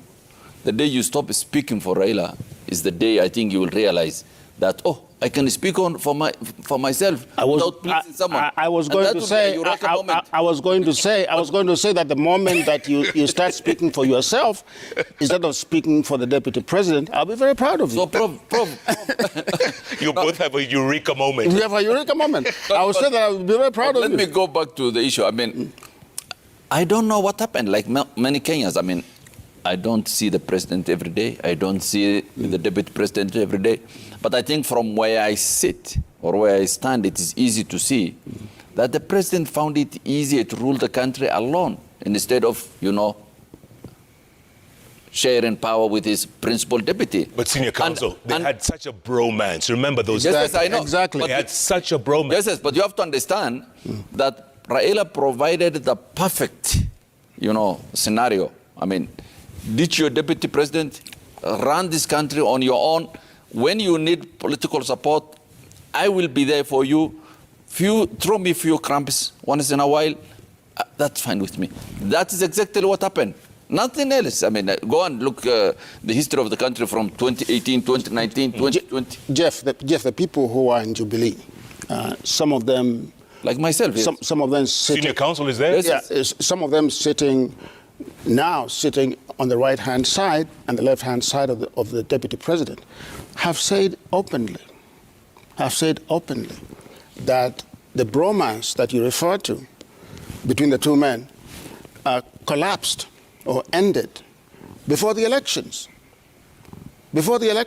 This is before the 2017 election. The reason being? And that in fact, I think Mr. Keter, the former minister for energy, came out and said that Raila had nothing to do with the breakup of Jubilee or the breakup of our relationship with, Mr. Kenyatta. He said that openly on the record. No.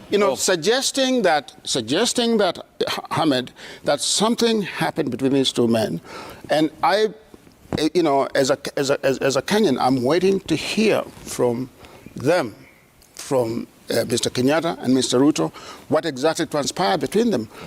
The way I saw Mr. Kenyatta's speech today in Sagana, the way he was gesticulating, the way he was intoning his language, the way he was moving about, you could see a certain gusto in the man. And I think he is prepared to hit the campaign trail. Okay, and I think not really against his deputy, and I think during this electioneering period, during this campaign trail that is going to hit, he probably is going to tell us exactly what happened. You sound very different from the man who criticized the man. In fact, you even refused to call him president. You have never referred to him as president. Not only that, Jeff, I feel sorry for Prof because he has so many wishes that the president will do for him. He will hit the campaign trail. He will spill the penis. He will...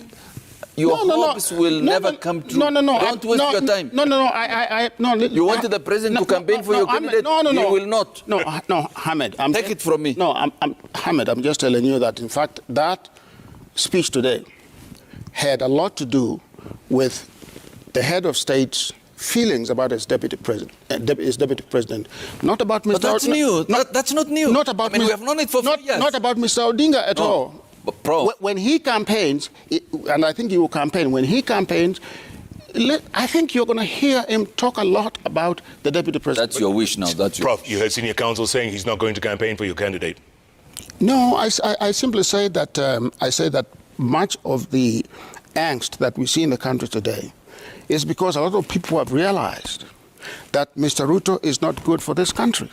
And if Mr. Kenyatta has realized that, who am I to say that he has no right to realize that his deputy president is unfit to lead the country? Senior counsel, part of the speech, the president, I think we have a clip of that when he criticized Ruto's newfound ally, Musalia Mudavadi.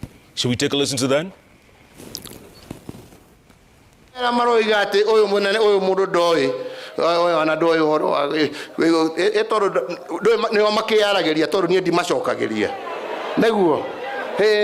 Economy ne athirire ke ucio mwe tondu ari minister wa bia tamwirei atiriri mbeca iria arugamirire miaka iyo yothe atwaraga minister wa bia ri ona itikinyete nuthu ya mbeca iria ndiragaira gavana aya me haha ona itikinyete nuthu ina turaiguithania. Senior counsel, you're laughing. I think he understands the language. Understand the language. He understands the language. So basically, you know what he said, right? I mean, the president is making a huge mistake. The president wants to write his history. I mean, that never happens.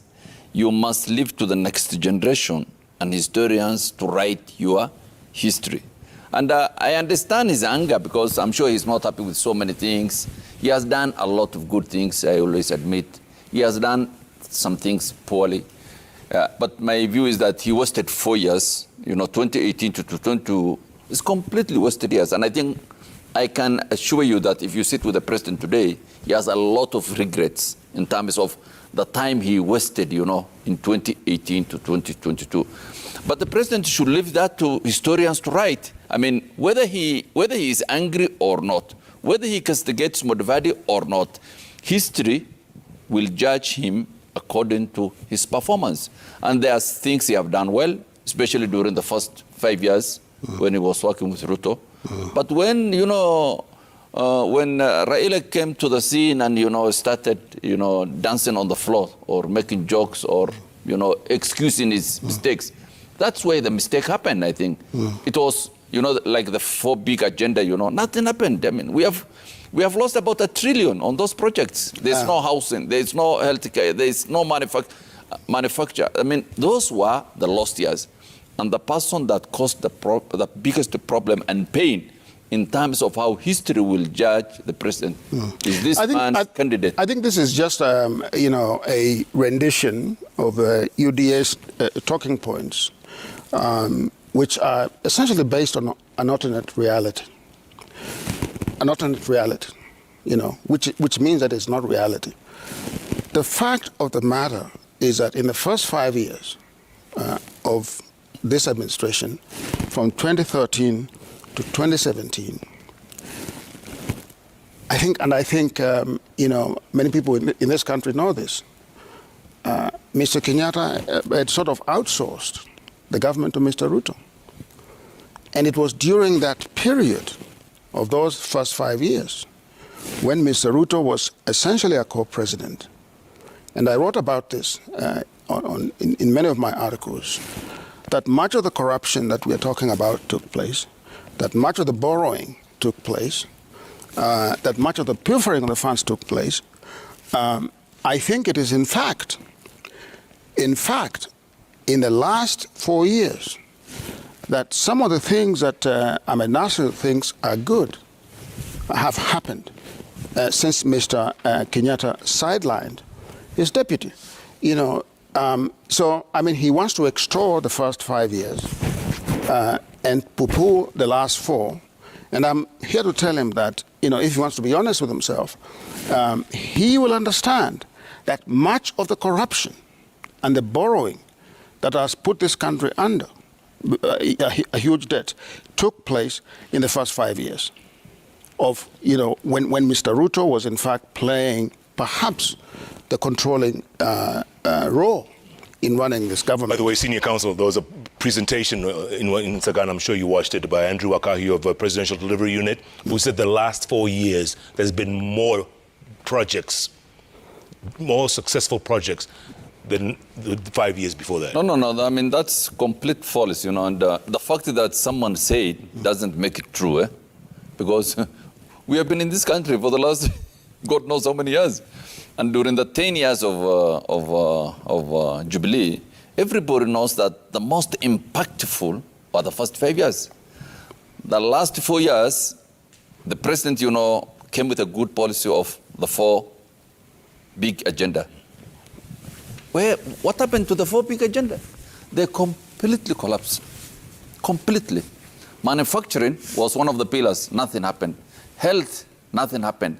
I mean, the only thing that happened was infrastructure, infrastructure, Chinese loans, 10, 15, 20, 30% kickbacks. I mean, that's why infrastructure was the favorite for everybody. But, I mean, for me, we don't consider, this superhighway to be an achievement. It is not an achievement. I mean, the World Bank, the first time the World Bank said you should construct it, the World Bank said the cost of this will be 12 billion. 12 billion shillings. Wait, Prof. 12 billion. That's what it said. If you read the Economist of this week, you will see the number of projects the Kenyan government refused to sign because of issue of kickbacks. Yes, it's all there. There's a big article in the Economist. Wait. Even the project that was, the government signed it at 66 billion shillings.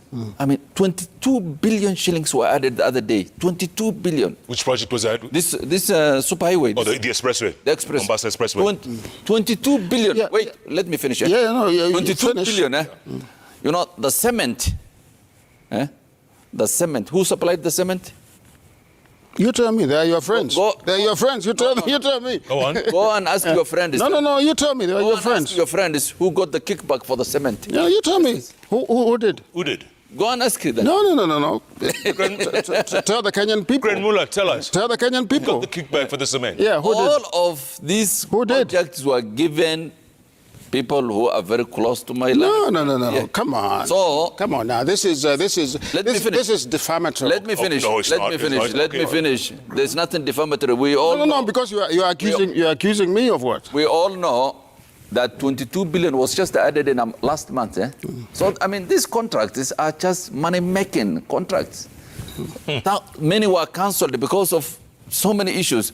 So there's a lot of corruption in this government. There's a lot of corruption. Corruption, there's no checks and balances because the government, there's no opposition, there's no executive, there's no cabinet. There's a lot of... I think... has a lot of... No. Council, hold on. Speaking of infrastructure, Aurora and Kimwarer Dam. Exactly. You have never commented on that. Never. No. See, you've never taken any side. No, but let me ask you. What happened? I don't know the facts. It's the president who said that a grand corruption happened. There's an arbitration now, I think, in Dubai, the case. The Italians, I think, are asking for the contract sum.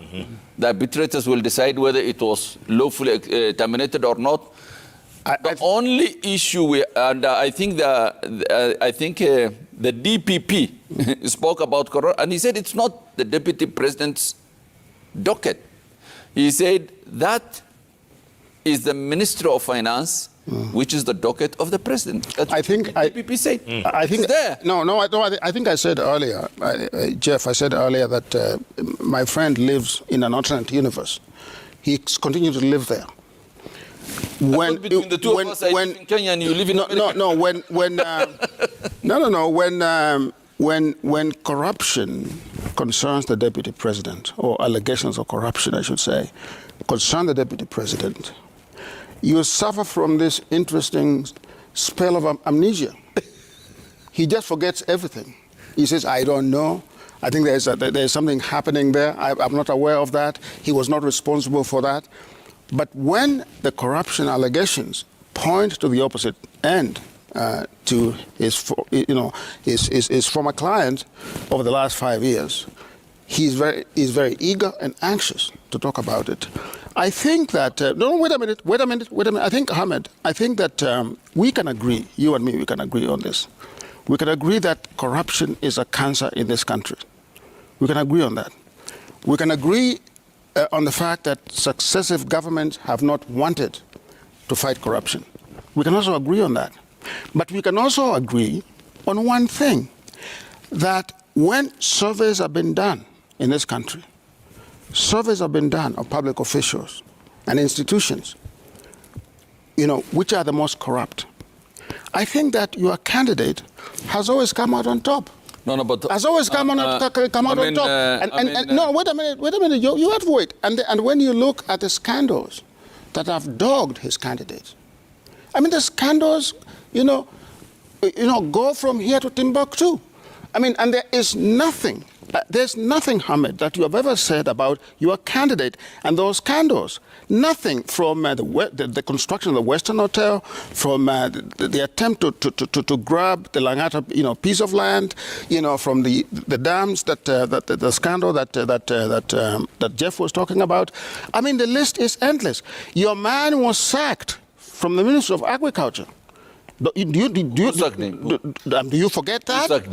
No, there was evidence about corruption. Who sacked him? It was Kibaki. No, I have said many times, and I will repeat for the record, when it comes to any aspect of corruption or governance, the buck stops with the president. He's the most powerful man in the country. Everybody works for him. He knows everything. If he wants to know tonight, he can know what is in the bank account of Ahmed, because it will be supplied to him very early in the morning. I mean, he has cabinet ministers, he has people in the intelligence, he has people steal, and the president knows, he knows some of his cabinet are some of the wealthiest people in this country. I mean, if you go to... Headed by the deputy president. Let me finish. Yeah. If you take a taxi with some of these, people who deal in land in this town, or even in Mombasa, and I've done this many times, they will point to you, this building is that minister. This construction is that minister. This construction is this governor. I mean, everybody in this town knows which governor is building apartments, for example, in Lavington, and the president doesn't do anything. So he takes the blame, in my view, because he is, acquiescing, tolerating, or accepting that corruption. And that is why corruption flourishes. But if you say that, corruption ends with the deputy president, it started with the deputy president and ended with the deputy president, people will see that as a very cheap shot. They will be very dismissive of you. They will not take you seriously. And I think that's what the president is suffering from, because for him, he only sees the deputy president, just like my learned friend. No. If you take a more holistic view of the problem and say that, these governors are corrupt, my ministers are corrupt, these men in the police service are corrupt, and I'm taking action, but of course he can't action because he only has, I think, 120 days, 150 days. And that is the tragedy of Kenya. That is the tragedy of Kenya. People, especially the president, is playing politics, and cheap politics at that, on a very important matter called corruption. All right, gentlemen, let's take a quick break, come back and talk. We haven't even mentioned about Kalonzo Musyoka. They call him the reluctant kingmaker. Whoever he backs, will they become president? What do you gentlemen think? Let's take a break. Let's take a break. My goodness, this conversation is heated. It's smoking hot when the Grand Mullah shows up and the prof with a crystal ball. I tell you, this is one show you do not want to miss. So keep tweeting at Koinange Jeff, at Citizen TV Kenya, the hashtag JK Live. JK Live takes a break, plenty more ahead. Do not even think of touching that dial, because we are back in a moment.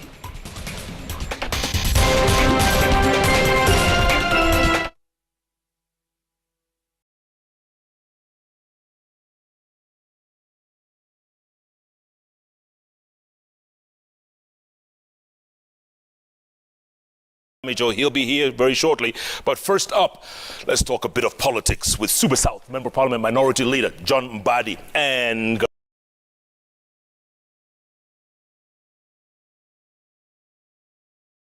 Town Member of Parliament, former Majority Leader Aiden Duale. Gentlemen, good to see you. Welcome to the bench. Great, man. Great to be here. After many years. You came through. You came through today. You got me off guard today. All right, gentlemen, I'm going to go to campaign financing because we talked about it earlier on, but I'll get to it in a moment. Let's start in Mombasa. Mheshimiwa, you saw the picture. President, former Prime Minister, two former Vice Presidents, a Senator. I mean, what is going on? Somebody explain to me. What's going on? Well, Jeff, we are in the season of politics, you know that. Yes. What is going on would be best explained by those who are in Mombasa. I wasn't one of them. I can also just make guesswork as you would make. Yes. Yeah, but official communication was out that they discussed a raft of issues, national issues. Right now, you know, we have issues of economy, and the president said he can involve in national debate with national leaders. And then there is the issue of COVID.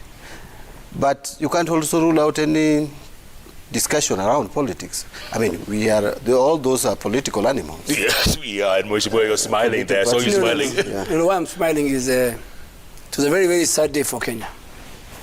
The president has just assembled tribal leaders from among the 5 major tribes. That was a meeting of tribal leaders.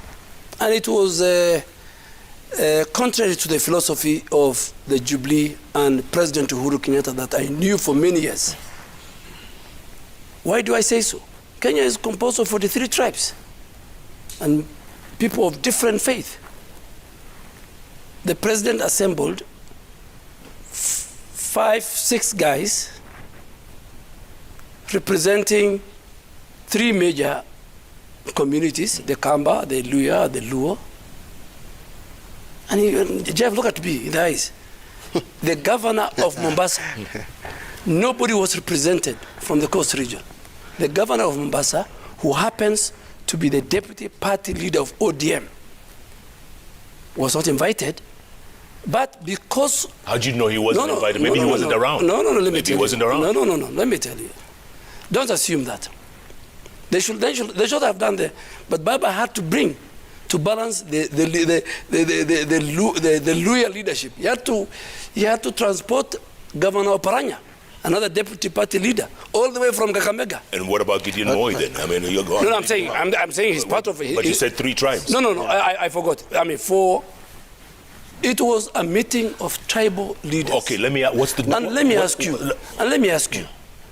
Even if you want, and you know one of the statements that came out, that the president discussed with those leaders, peace and cohesion.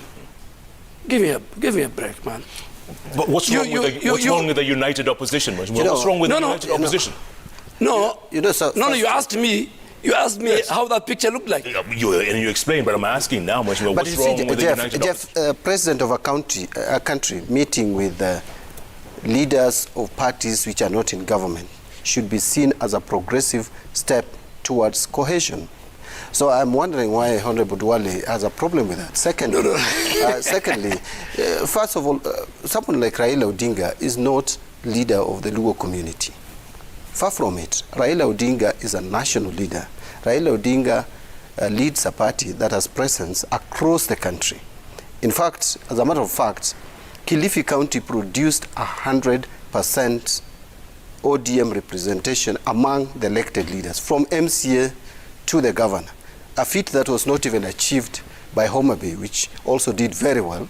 At least there were 2 MCAs who were elected on other parties. And then you kicked out the governor for some reason, but that's another story. Yeah, that's another story. And by the way, that would also be discussed very well, because you're talking to the chairman of ODM. Correct. You're not just talking to a small person in the party. Correct. So I would answer that, but maybe for another day. So I found that the argument by Honorable Duale a bit but interesting. I'm saying this. Those were not tribal leaders. Those are national leaders. No, but I'm saying if the president was meeting the leader of the opposition, and the leader of opposition is Honorable Raila Amolo Odinga, the optics, Kenyans view that the president meeting the leader of opposition, the 2 of them, for the interest of the country is a different thing. But the president has assembled a group of leaders from various political parties representing tribal interests in organizing. And you know, Jeff, let's be very honest. I'm a very good friend of President Uhuru Kenyatta. I worked with him from 2008. I know him very well. I've worked with Deputy President William Ruto. I was part of the formation of URP-TNA, and then that culminated in Jubilee. President Uhuru Kenyatta has won 3 elections. The rank and the file membership of Jubilee today is 8.4 million, me included. It has never happened in any mature democracy. The president of a country, when he's exiting in a transition or succession politics, he might decide to have a problem who to pick among the key leaders within his party. That's what happened in South Africa. When Zuma was leaving, Zuma wanted to give the mantle to his wife, who was the AU chair. That's right. He didn't want Ramaphosa. But it's the first time, you read the history of key political parties that formed government. It's the first time, very extraordinary, that the president with a rank and file membership and leadership of 8.4 million feels he should leave that and organize the opposition to inherit and to be part of his legacy in succession. What I'm saying is, you know, the president can have a problem with William Ruto, but there are many key leaders in his party. And tell me one from CCM to ANC to the Labour Party to the Conservative to the Republican. Tell me where a president, a party leader, leaves the rank and the file, cross over the fence to look for a candidate and tries to organize the opposition, which I see they are not agreeing. But Chairman, he hasn't picked. That's what I wanted to say. That no. The president wait. At least it is not yet. He told them they must support Honorable Raila Odinga, and I think he was very right. That is speculative in my view, because no communication has come to that effect. I've just read it in social media, and people were purporting to know the details of what was discussed. I saw some 11 points listed. I think that must have come from Itumbi. Yeah? No, it must have come from the Hustler Intelligence Bureau. Yeah. It's a very credible. I wonder who among the seven. I wonder who among the seven gave that feed. But anyway, the point is that the president has not come out as at now to announce who he is likely to support for 2022. We are just speculating and reading body language, etc. Secondly, he has given examples of ANC and other parties. These are established political parties. Jubilee hasn't reached that level. Thirdly, it is also being argued elsewhere that it is the deputy president who ran away from the president. The president actually asked him to hold his horses. In fact, if you could play that clip where he said, he asked him, wait for the baton. But he said the deputy president is running in the opposite direction. So the president was left, in my view, I cannot speak for him, but I just think that probably he was left with no option but now to look elsewhere, if he's going to look elsewhere. Yeah. Because 2022 is still a few months away. And in Kenya, by the way, coalitions that have won election or purport to have won election, like I believe Jubilee's purporting that they have won 3 elections, even where they competed alone, usually they are crafted towards a few months to election, 2-3 months. So we still have enough time. In my view, I think Honorable Duale is a bit bitter that the relationship, the cordial relationship that was there between the president and the deputy is no longer there. You know, that's a very good point. Let me ask you this. You know, 500 kilometers away from Mombasa, Deputy President William Ruto is conducting business as usual, meeting groups here and there. The question is, what went wrong? No, you know, this is the elephant in the room. Yeah. And I think the best person to answer that, or the 2 people to answer that, will be the president and his deputy. But you said you're very close to the president. Yes. To both of them. You know, and you know, that is why, Jeff, in fact, you have asked me a very good question. That is why some of us who are insiders in the Jubilee administration the last 9 years will not fall for this narrative of anti-William Ruto, because the president did not call any section of his leadership, me included, and said, we have a problem with William Ruto. William Ruto has done A, B, C, D, and that is why he is not the right leader for our party. He's our deputy party leader. So minus that, some of us don't want to be victims of politics of deceit and betrayal. I mean, we are men of faith. We are men of honor. We went with William Ruto and Uhuru Kenyatta. I did 25 times to ICC. I was not in ICC. I was not facing serious crimes. It was them who were facing. I went with them to very many prayers. But what William Ruto is facing within the context of post-independence Kenyan politics, Jaramogi Odinga went through this. Raila Odinga, the current opposition leader, went through this when he said Kibaki Tosha. The aftermath, he went through humiliation. In the Grand Coalition government, which me and Nandi were members, former Prime Minister was not treated very well. Now, the architecture of the 2010 Constitution tried to insulate that humiliation. And that's why today, the question you've asked, the president is in Mombasa meeting a cabal of tribal leaders. The deputy president is protected by the Constitution under 143. And when I saw my good friend, the former Vice President, Kalonzo Musyoka, said, when I was the Vice President, I used to take permission from the President. He doesn't know when he was the Vice President is different from the Deputy President.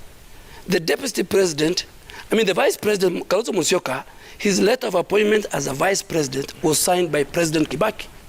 You're aware of that?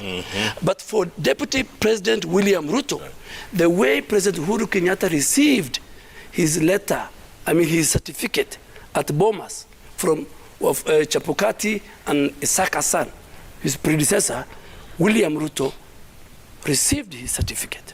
They were both elected together. They were in the ballot box. So what happened, where did the rain started beating us, is history. But what we are now discussing is that President Uhuru Kenyatta, my very good friend, the best he should do is to emulate President Mwai Kibaki during his last days of the transition period. Okay.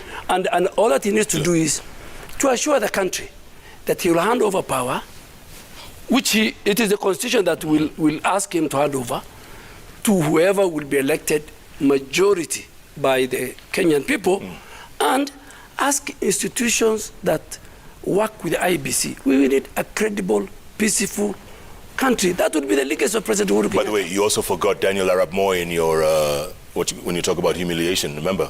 Oh yes, by the same cabal. In fact, thank you very much. And that's why I'm telling you, if you read President Kenyatta's time, they were the Mbiu Koinanges, very powerful people who were called the deep state. Yeah. President Moi, you had you had Nicholas Biwott, the late Nicholas Biwott. You had ZK Chariot. You come to the NAC. You had the Murungarus and the Kraitus, and the Dev Mangi.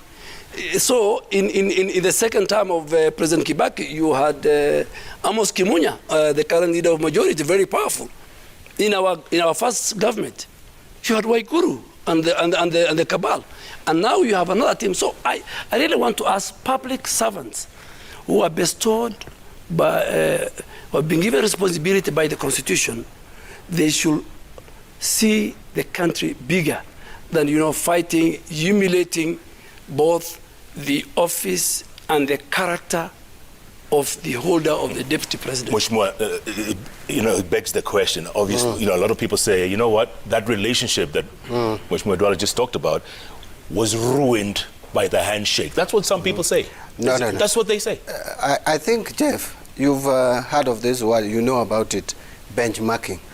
Kenyans talk about it all the time, including our MCS. I think the mistake we did, we should have taken the deputy president for benchmarking, maybe in the United States of America, to see how Biden worked with Obama and how, even in the Trump administration, the vice president, who is a running mate, and a joint ticket with the president, how they work. There can't be co-presidency in our country. There's no co-presidency. The president must just be one. And I think that is the origin of the problem between the president and the deputy. Let's talk about the handshake. But I can't really place it because the two of them have the answers. But handshake, how did handshake ruin the relationship if it was strong? It's not possible for handshake to ruin a strong relationship. Handshake found a weak relationship. And I think, if you ask me, I think the president just decided to survive with this deputy in the first term. We are aware that there are issues around the deputy president bragging how he's the one running the government. And maybe the president was not happy with that. And we are not confronting that, or they are not confronting that, because I'm not supposed to confront that. It's In fact, it's not Jubilee. It cannot be that immediately after election, the second election, when now the president knows he's not going to run again, that there would be issues. Those issues were there. But because you want to get a second term, you play them down. And then you play it down, but when the time comes now, you move your direction. Remember, Jeff, when the president started talking about fighting corruption, it is debatable. There are people who think he was not serious about it. Some people think he was serious about it. The deputy president came out and contradicted him on a number of occasions.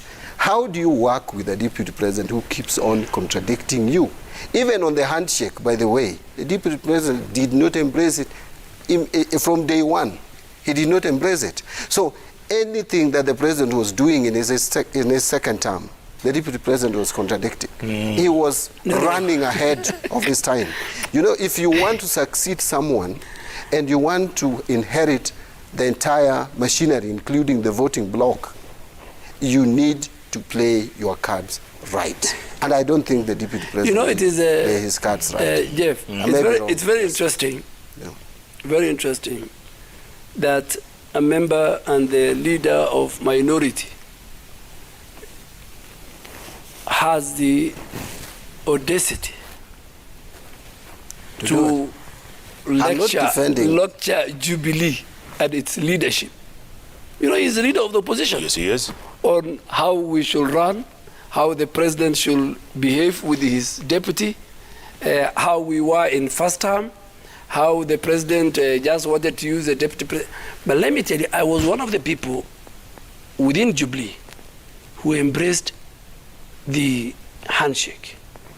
Okay? But the deputy president didn't. No, let me finish. Yes. But he didn't. No. The deputy president and many of us in Jubilee didn't embrace it. They were very skeptical. And I think now they have been vindicated. How so? They were vindicated because the end result, the process of the famous handshake, is ending up in Mombasa with a group of tribal leaders on how to organize them in order to seize power in the next general election. Why is it tribal? Why is it tribal? Let me tell you. People were skeptical in that we have no problem with the handshake. We have no problem with peace.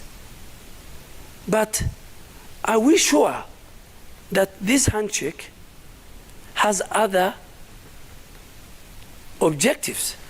And I was one of the persons who say, no, you guys, let's wait and see. But Jeff, we are fairly intelligent. We went to school, we got C+, B, some of us. So we read, and we have been in the corridors of politics the last 14 years. I mean, with the Honorable Bandi. We know when games are being played. And you think there's a game being played here? The game, the handshake led to the total isolation, humiliation of and disrespect of the character and the office of the deputy president. It expanded to anybody who believes in his philosophy, to anybody under the sun who's friend. I am a victim. I mean, I was one of the top leadership of the Jubilee administration. I left, or whether I was removed as a leader of majority, on a single premise that these are perceived friends. So all these, and secondly, you're saying that's not true? No. Come on, let me bring much more. The handshake brought peace, if anything. You have to admit. That is true. And the nerves and the tensions. Actually, Jeff. But Jeff, let me tell you. If we can go back to where we were just before handshake, you would agree with me that we were almost losing this country. So there was need for handshake. How?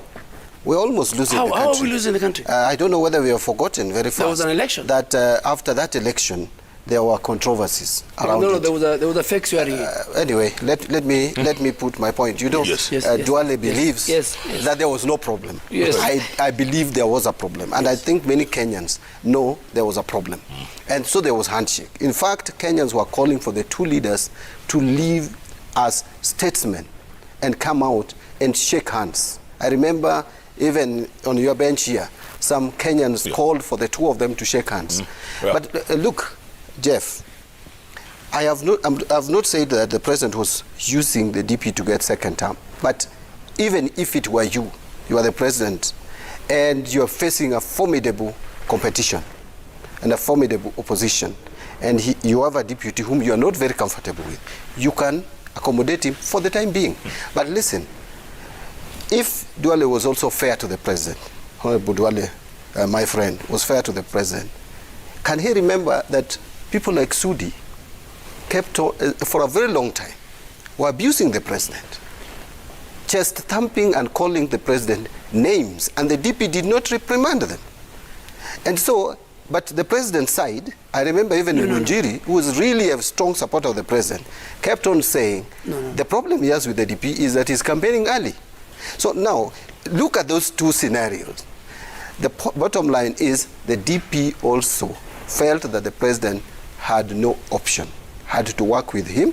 The president could not go anywhere, and so he could treat him the way he wanted.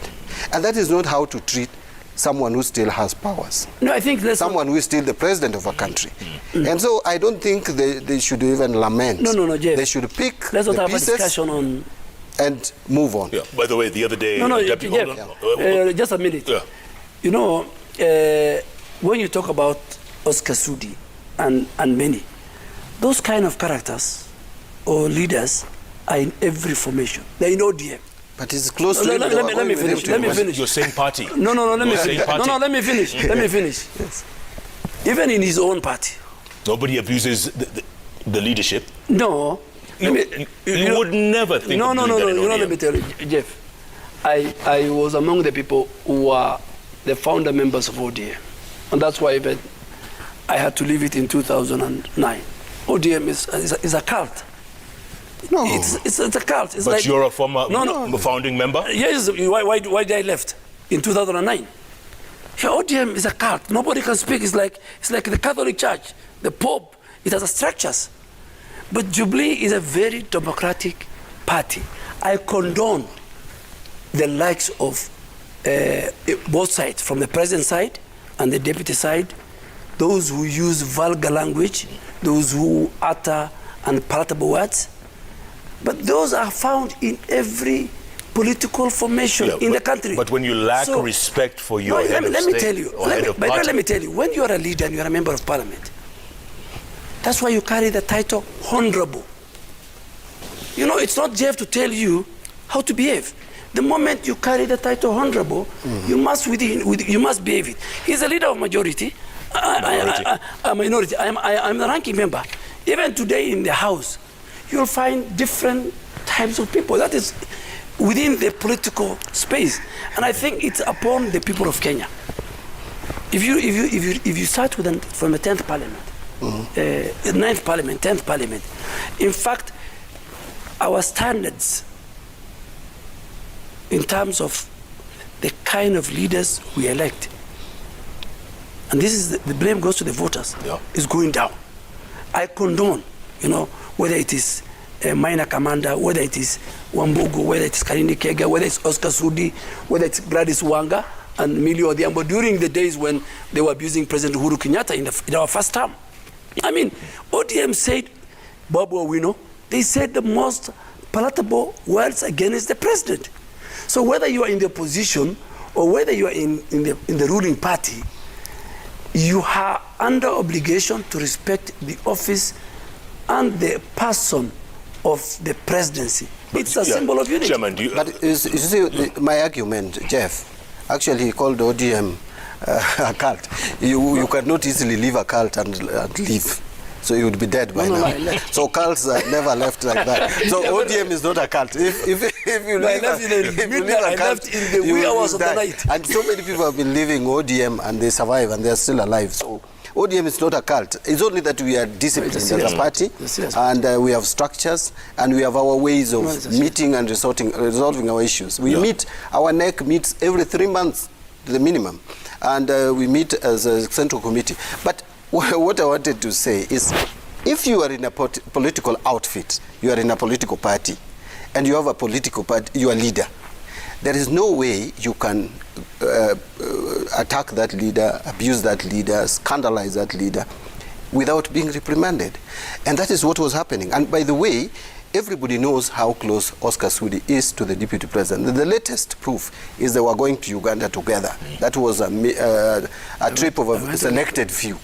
So someone who is very close to you, who moves around with you, who probably has some of your secrets, coming out to abuse someone you deputize, and without reprimand, that exposes you. How then do you expect that same person to support you in your quest for leadership? If before you get into leadership, already you are demonstrating that you have no respect, no regard to that person. So you scare the person you expect to give you the support. All right, let's switch. And I think there are many examples we would give if there was time. I want to switch gears now. There's talk of a cabinet reshuffle. It's a year to the elections. That's what we're hearing.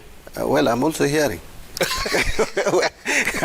I don't do cabinet reshuffle. Okay, let me ask you another way. Is it even wise to think of a cabinet reshuffle a year to the elections? Well, if you ask me, if the president wanted to have more cohesive government, he would have done that reshuffle earlier than today.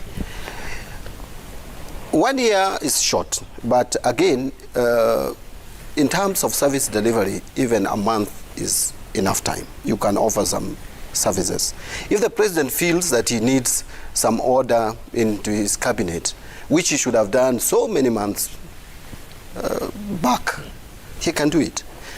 I don't know whether it would realize its objectives now. In my view, it's a bit too late.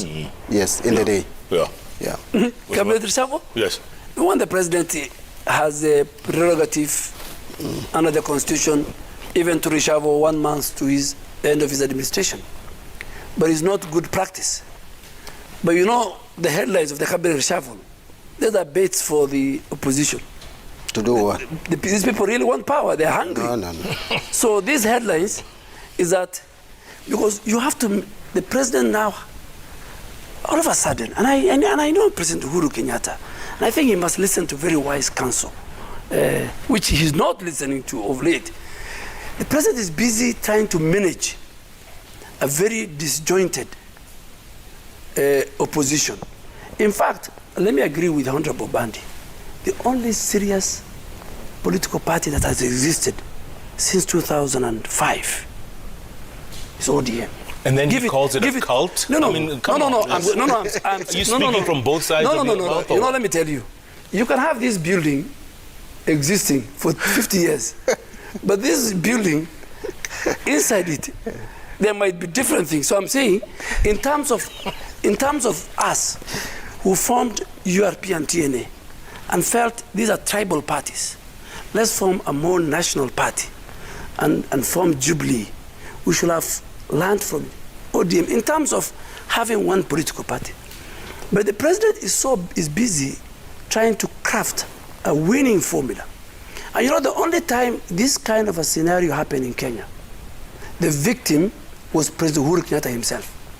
President Moi assembled a team of seasoned octogenarian politicians, the likes of Raila Odinga, George Saitoti, Mudi Awori, to make sure KANU exists and his legacy and his candidate wins the 2022 general election. 2002. Yes, 2002. What did the President Uhuru Kenyatta did? President Moi did? He forced President Uhuru Kenyatta onto those other leaders. They walked out of KANU en masse one day, crossed from Serena to Uhuru Park and endorsed Kibaki. Okay, so why doesn't your candidate walk away then? No. I mean, it's not my candidate, the people who walked away. Why are we walking away? We have, within the Jubilee party, in fact, we just shifted to the only coalition party within Jubilee, which was a former PDR UDA. So we have not left Jubilee.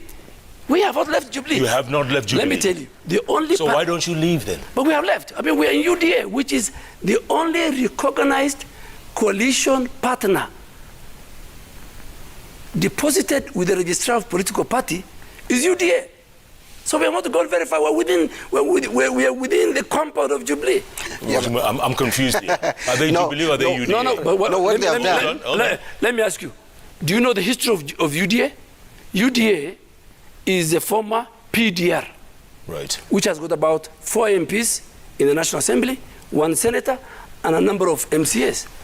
This was the only party that had a coalition agreement, a sister party to Jubilee.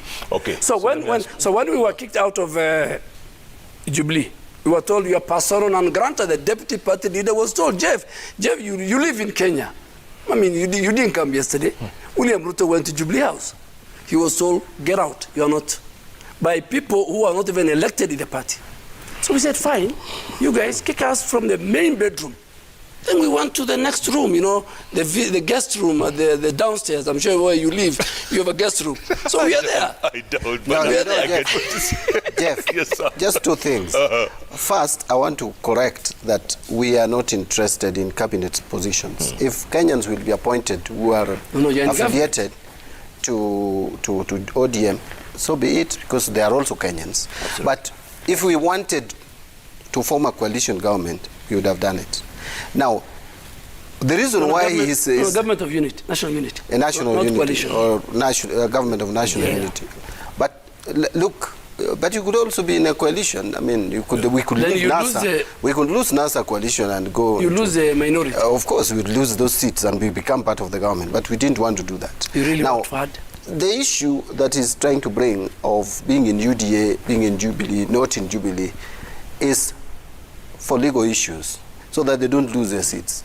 But basically, they are out of Jubilee. Why? In Kiamba, UDA competed against Jubilee. You cannot be in Jubilee and compete with Jubilee. It was a friendly match. So the bottom line is that these are 2 political parties, 2 political outfits, competing in an election so viciously as they did. So the UDA is not in Jubilee. Let nobody cheat you. What is that, an own goal? ANC? No. They competed ANC and... No, that is... Ours is a coalition. Jubilee is a party. Yeah, Jubilee is a party. Ours was a NASA coalition. And you cannot say ANC is in ODM. No, they are not in ODM. So yours is an animal that we don't understand. Probably we are struggling to understand. Can they make us understand? Let me say... I'm confused. Let me say this. We were in a NASA coalition with Ford Kenya, ANC, Wiper, and CCM. CCM left. Let me give him a good example. But they didn't leave officially, and ODM. By the way, is NASA dead? No. NASA right now is, but it is not officially dead. We have pronounced that we are killing it, but we have not communicated the burial of NASA. And the death certificate? The death certificate has not been issued because it has not actually, but it is not there. Now, where theirs is confusing is you cannot have a Jubilee as a party, and then you call UDA in Jubilee. You should have said that UDA has been in an arrangement with Jubilee. So now, someone like you cannot be in UDA because you are a member of Jubilee. Honorable Duale was elected on Jubilee ticket, not UDA or not PDR. Not Jeff. So he cannot be in Jubilee and be in UDA. In fact, even if you go to the register of political parties, if you are a member of Jubilee, you cannot be a member of UDA. That is the truth. That is the thing. And yet UDA is operating out there. And No. Jeff, let me tell you. And let me take my good friend. You know, we joined Parliament at the same time. And we were both of us ODM.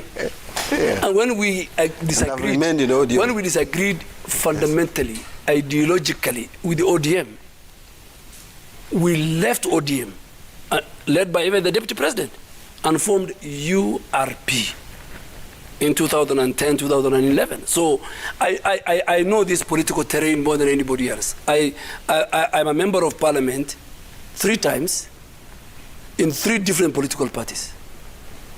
I was elected on ODM, I was elected second time on URP, and I was elected third time on Jubilee, and now I am on my way to a college, to a friendly Jubilee party called UDA. Jeff, let me. I'm confused. Jeff, can I tell you something? Can I tell you something? Let me finish. Let me finish. I'm the complete opposite. No. Jeff, I'm the complete opposite. No, Jeff, I'm the only member of National Assembly. Jeff, now hold on. I'm the only member of National Assembly who has been elected in 3 consecutive elections on one party ticket. You know, only one. No, Yes, but Jeff, only you one. have not finished. Because he has no choice. No, which choice? No, What do you mean? Choice. I mean, other people. No, but let me finish. Honorable Bandi has no choice between 2007 to 2017 because minus a party called ODM and a leader called Raila Odinga, his political insurance certificate lies with ODM as a party and party leader Raila Odinga. But where I come from, my friend, it is not the party dominance. It is the leadership credentials.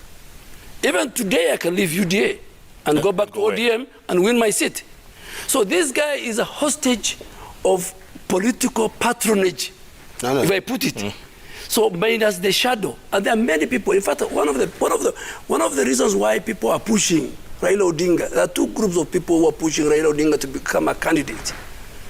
As the UDA fraternity, we want a very strong candidate. And in this mix, we don't see that in Kalonzo, we don't see that in Musalia, we don't see that in Gideon.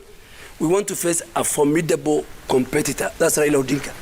Now, when you go back to Luo Nyanza backyard, there are people who must push and ride on the back of Honorable Raila Odinga, man I respect a lot, who inducted me in politics, for them to win their local political seats. Chairman, you've just been called a hostage. Hostage of the party. First, I'm surprised.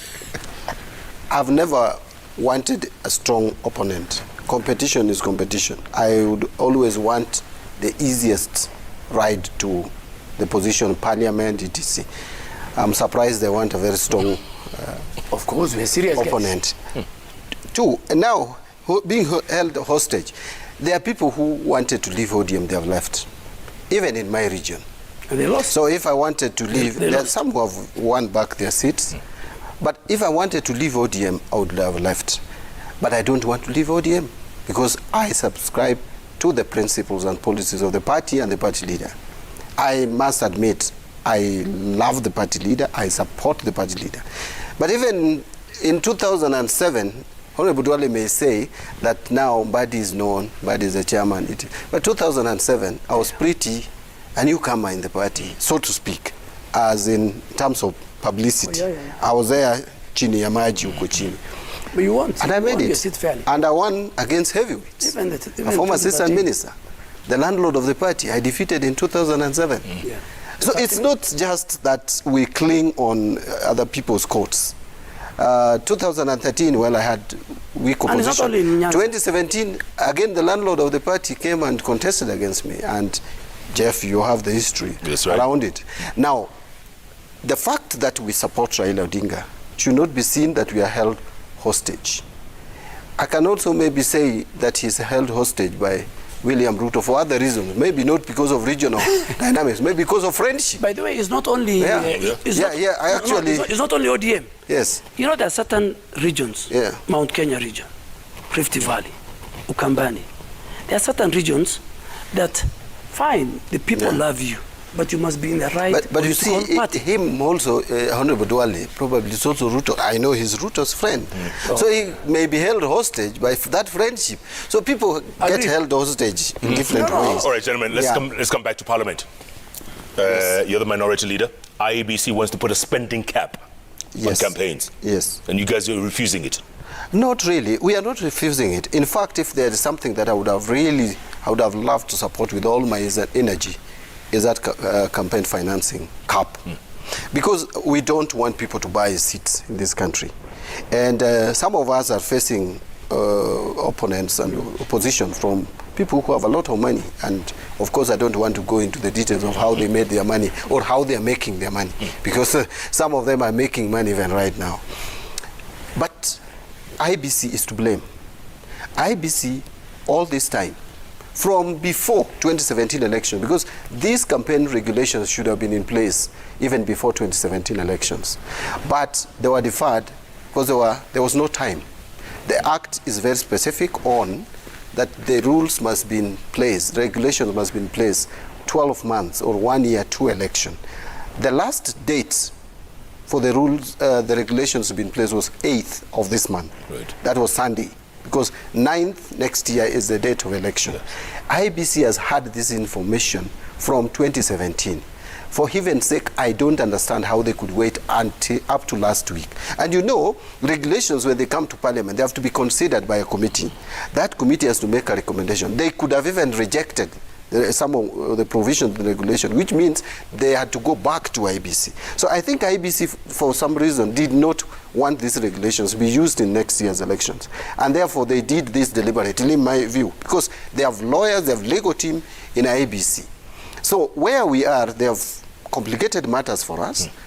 They brought these regulations when they are time barred. Right now, you can see the committees in the process of rejecting them on the basis of technicality. And so we are going to next year's elections without, again, the campaign financing regulation and the caps. Surely, So IBC cannot be that incompetent. No, Jeff. To sum it up, and you know, as we approach the general election, we must protect the credibility and the trust on IBC. Yeah. But on this one, IBC legal team let down the commission on Chapukati, and he's a lawyer. If you read the Election Campaign Financing Act, number 42 of 2016, specifically Section 5, read together with Section 12 and Section 29, ask IBC to submit the regulations to the National Assembly 1 year to the general election. And upon approval by the House, then IBC can gazette. Even the gazettement of IBC on Monday within the reading of the law was null and void. Because they didn't go through Parliament. You know there are certain regulations or statutory instruments that cannot be gazetted or they cannot be implemented until the House approves. For example, VAT regulations. When the minister brings the VAT regulations, he cannot charge VAT unless the House approves it. There are certain incidents.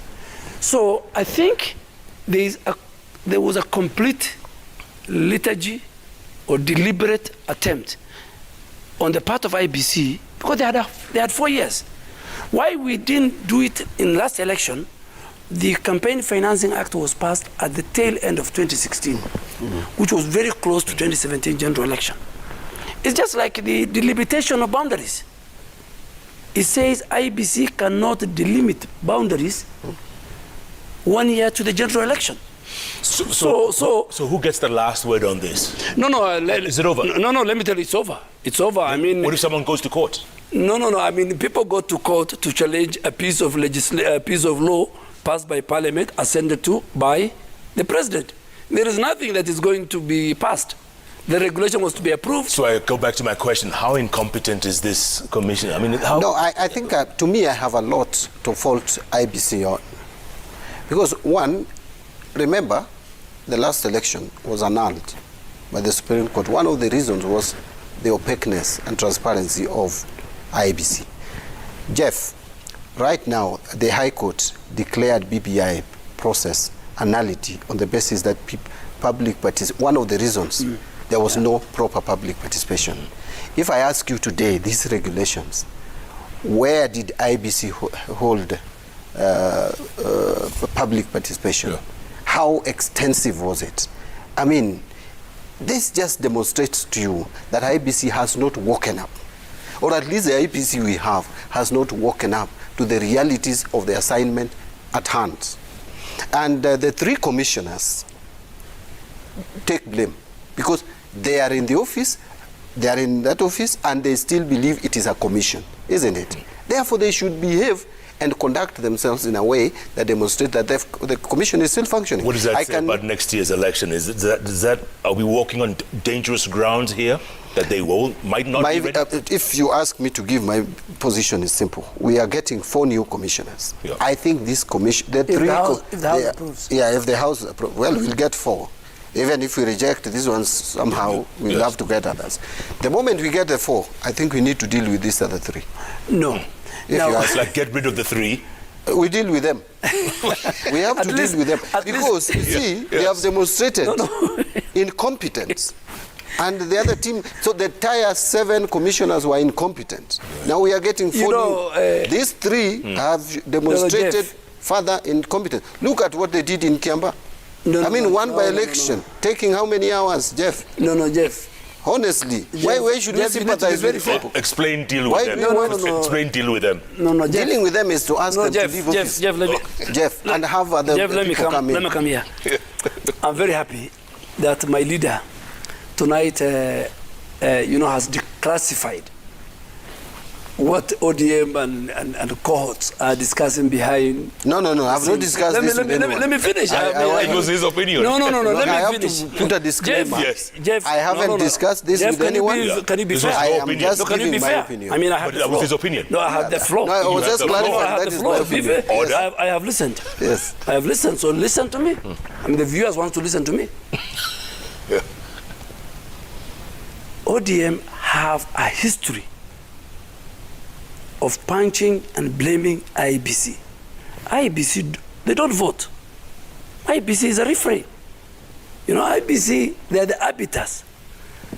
And ODM and even other quarters wanted to remove Chebukati and his 2 colleagues the last 4 years.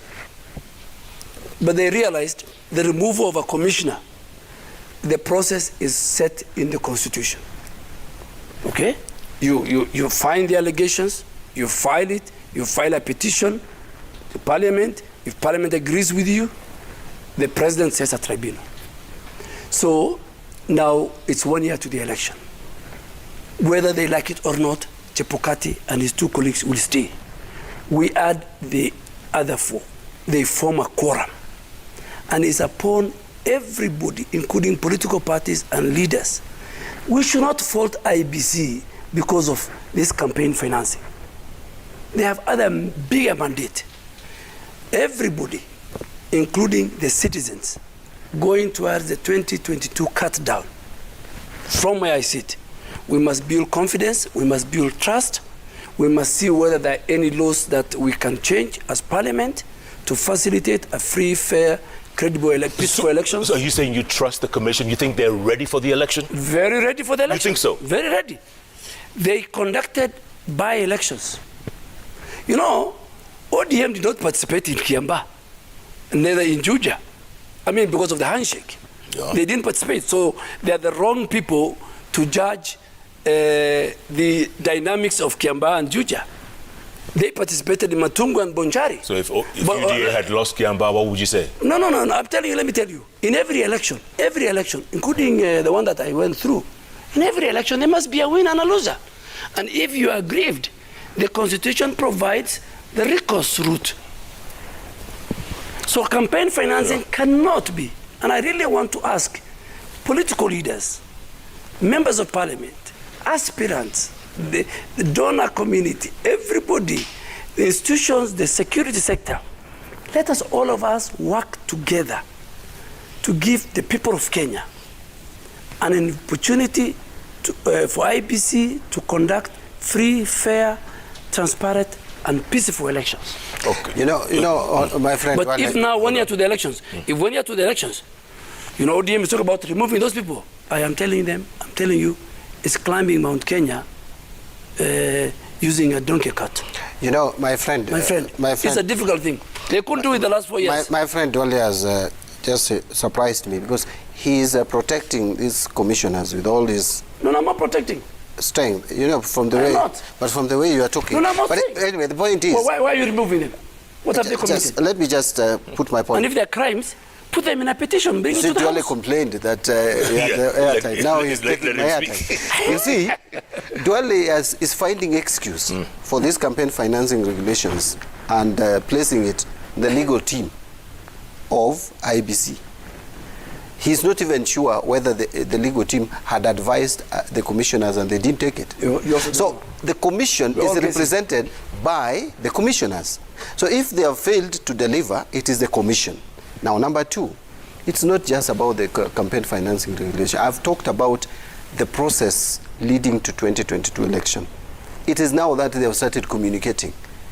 IBC has been just quiet about the processes leading to 2022 election. Number three, all these by-elections we have had issues. It's not just Kiamba alone. But I cited Kiamba in terms of the time it took even to declare the winner in one constituency. Look at what happened in Matungu. The kind of violence that was that took place in Matungu. Violence does not happen in a day. Violence happens in there is a process leading to violence, and it is upon IBC to crack the whip early enough. There, one of the officers was frog-marched and manhandled and completely violated, in my view, and she was a lady. I have not heard anything. Remember, Alice Waume in the last election, even roughed up an officer of IBC. It went quiet. I mean, IBC must demonstrate that it has a teeth to bite and to bring order to the electoral process in this country. Otherwise, they will be causing chaos election after election. And Dole is saying 1 year, last time we changed the commission. Yes. Jeff. We changed the commission. I remember. People went to Windsor, and we changed the Jeff, let me just say this. Yeah. You know, within the IBC functions, there are other institutions that offer auxiliary services. That, for example, what happened in Bonchari and what happened in Matungu, the people who are to deal with those kind of violence was the police, the office of the DPP. I mean, I remember even the DPP then, during Alice Wahome's case, she was indicted by the DPP then. So, you know, you cannot. IBC is supposed to make sure that they give the security sector the number of personnel they need in every polling station. The function of IBC is to make sure the polls are open at the time designated, the registers and the equipments are ready. And they want, hold on. You know, they want 41 billion shillings from you guys. You know that? No. I mean, we should come to that. Huh? You know, we should come to that. And I said, if IBC wants 40 billion, the people who appropriate funds in Kenya is National Assembly. IBC is oversight by a committee called JLAC that takes their proposal to the budget committee. But not even next week. Tomorrow that committee, and we said yesterday with the honorable body, they should call IBC, tell them, convince us beyond reasonable doubt, itemize how you want to spend the 40 billion. If they convince Parliament and they get the money, then once that money is being used, it's again for an independent office of the Auditor General to confirm. Do you know, Jeff? You know, we have IBC has powers within the law to deal with those who are violating the election laws. You're saying they have no teeth? They have the powers. Toothless? They are not using it. It's not about the police using the police. They can, through IBC, Mbadi can even be disqualified as a candidate. That's before. So if now, before the election. If now the security apparatus is not effective, why can't IBC use the other laws? You know, we are used to the narrative of ODM and Cabal going to the streets, changing every time they think they can't win an election, they want to deal with the referee.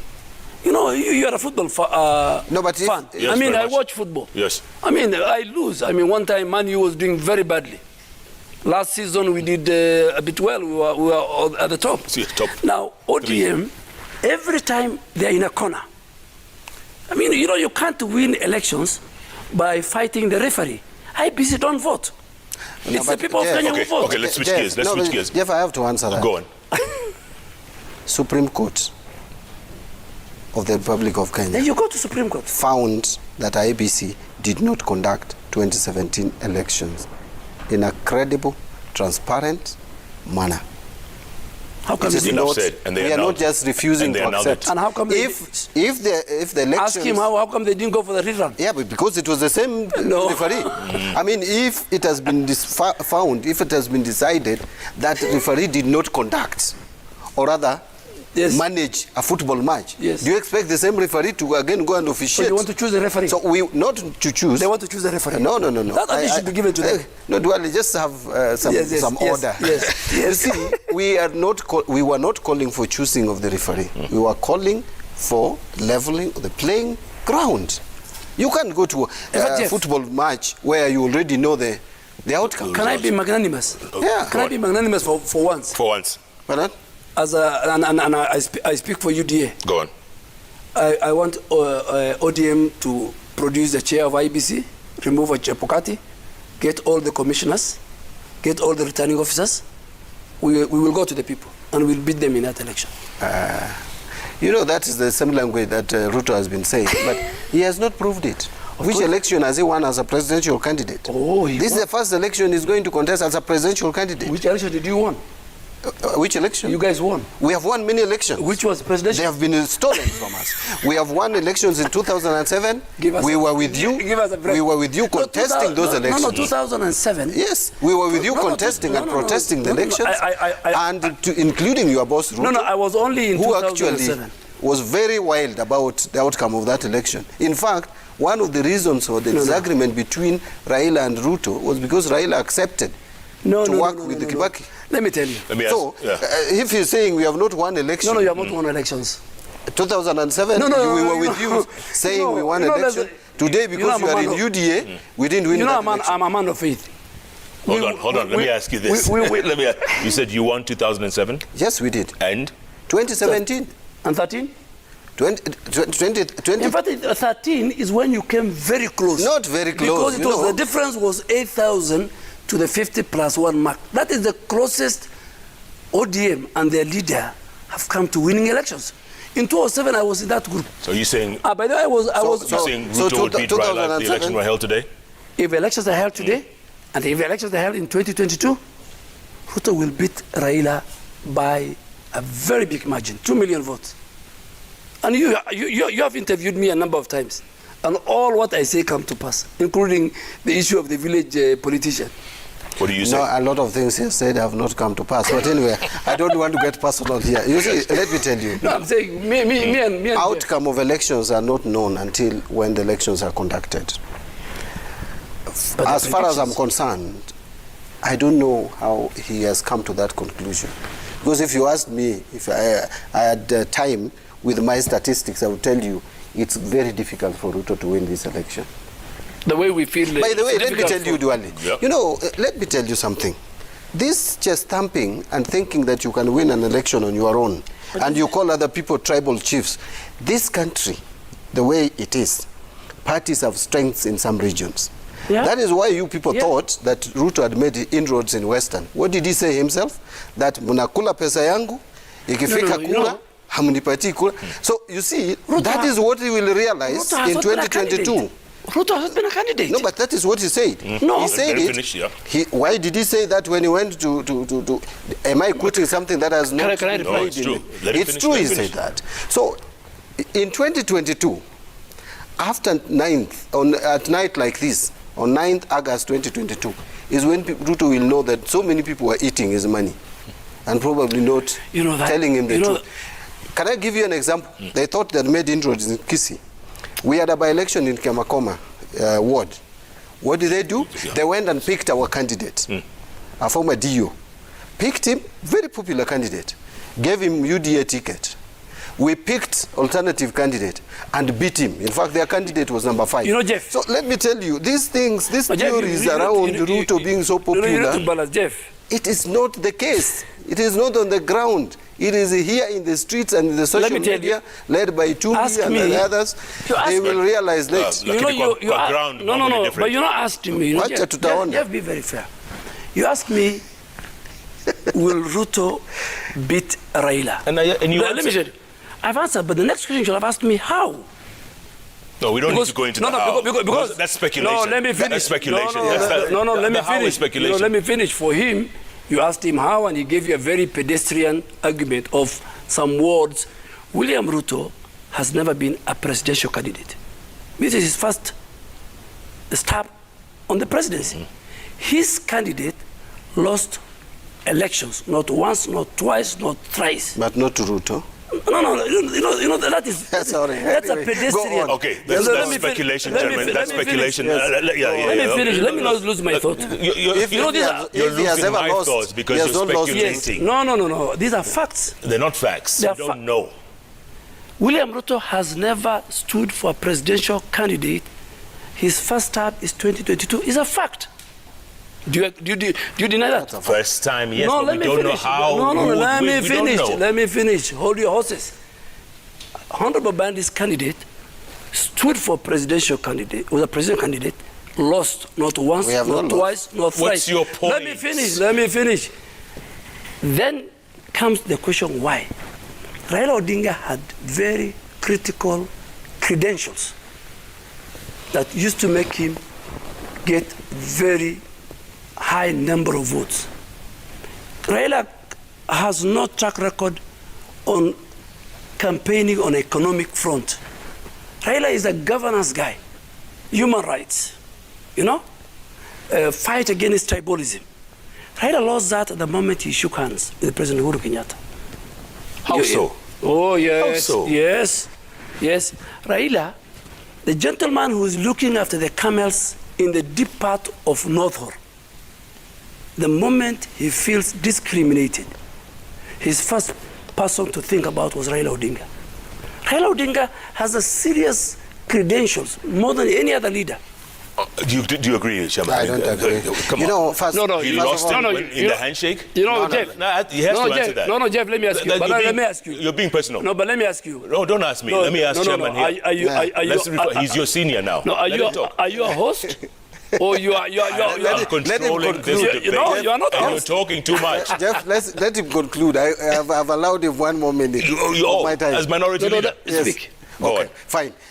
Jeff, Raila Odinga has campaigned on many platforms. Actually, he has a lot of credentials, as he put it. It's not just governance. Not just governance. Raila Odinga, if you ask me, there is no one who understands the infrastructure of this country more than Raila Odinga. When he was a minister for energy is when we got the rural electrification program. When he became the minister for roads, we all know his history.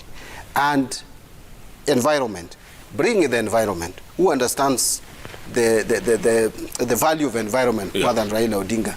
To the extent that he lost the Rift Valley vote because of that.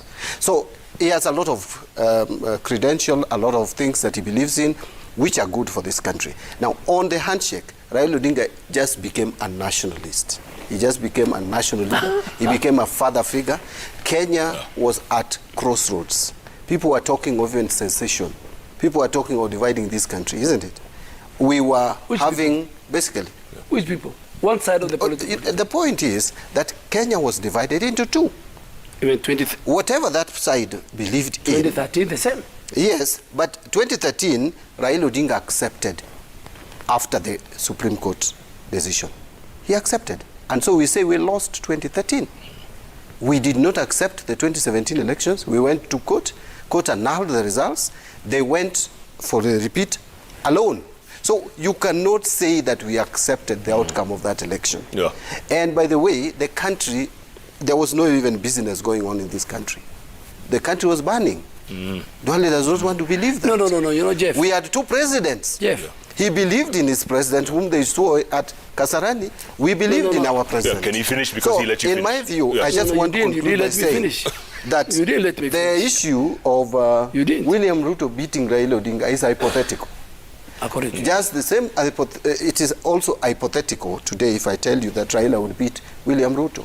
As people who support Raila Odinga, I believe he will. And I would give my reasons as he was trying to give. But you said that is speculative. Let's leave it at that. The point is we are going to 2022 election. You need friends, you need alliances, you need coalition. This country, let nobody cheat you that you can chest thump, that you alone as a leader, you can win presidency on your own. Agreed. You need other people. Agreed. Because parties are, the strength of political parties in different regions are varied.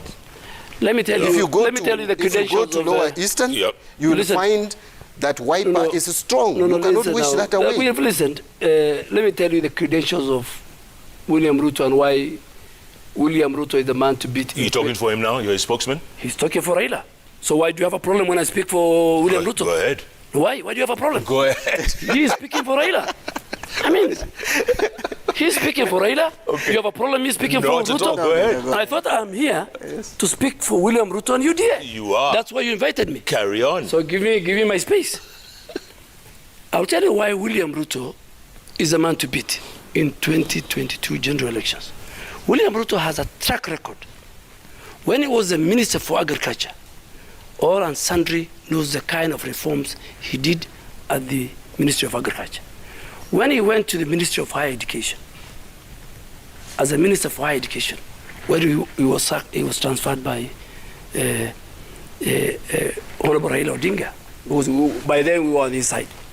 He did a marvelous job. This thing you hear today of technical institutions, the reforms he did in our universities. So that for the first time, even the backlog, you used to stay 3 years for you to join university. It's William Ruto who fixed that problem. In our first term as Jubilee, when the synergy between the leadership, beginning with our president, our deputy president, and all of us were together, that was a time when this country was connected. Citizens, over 5 million citizens were connected to electricity. That is a time when each and every part of this country, serious road infrastructure were done with the help of the president. That's the time when SGR was built. That's the time when our port reached the 1 million number container. That's the time when the free maternity health care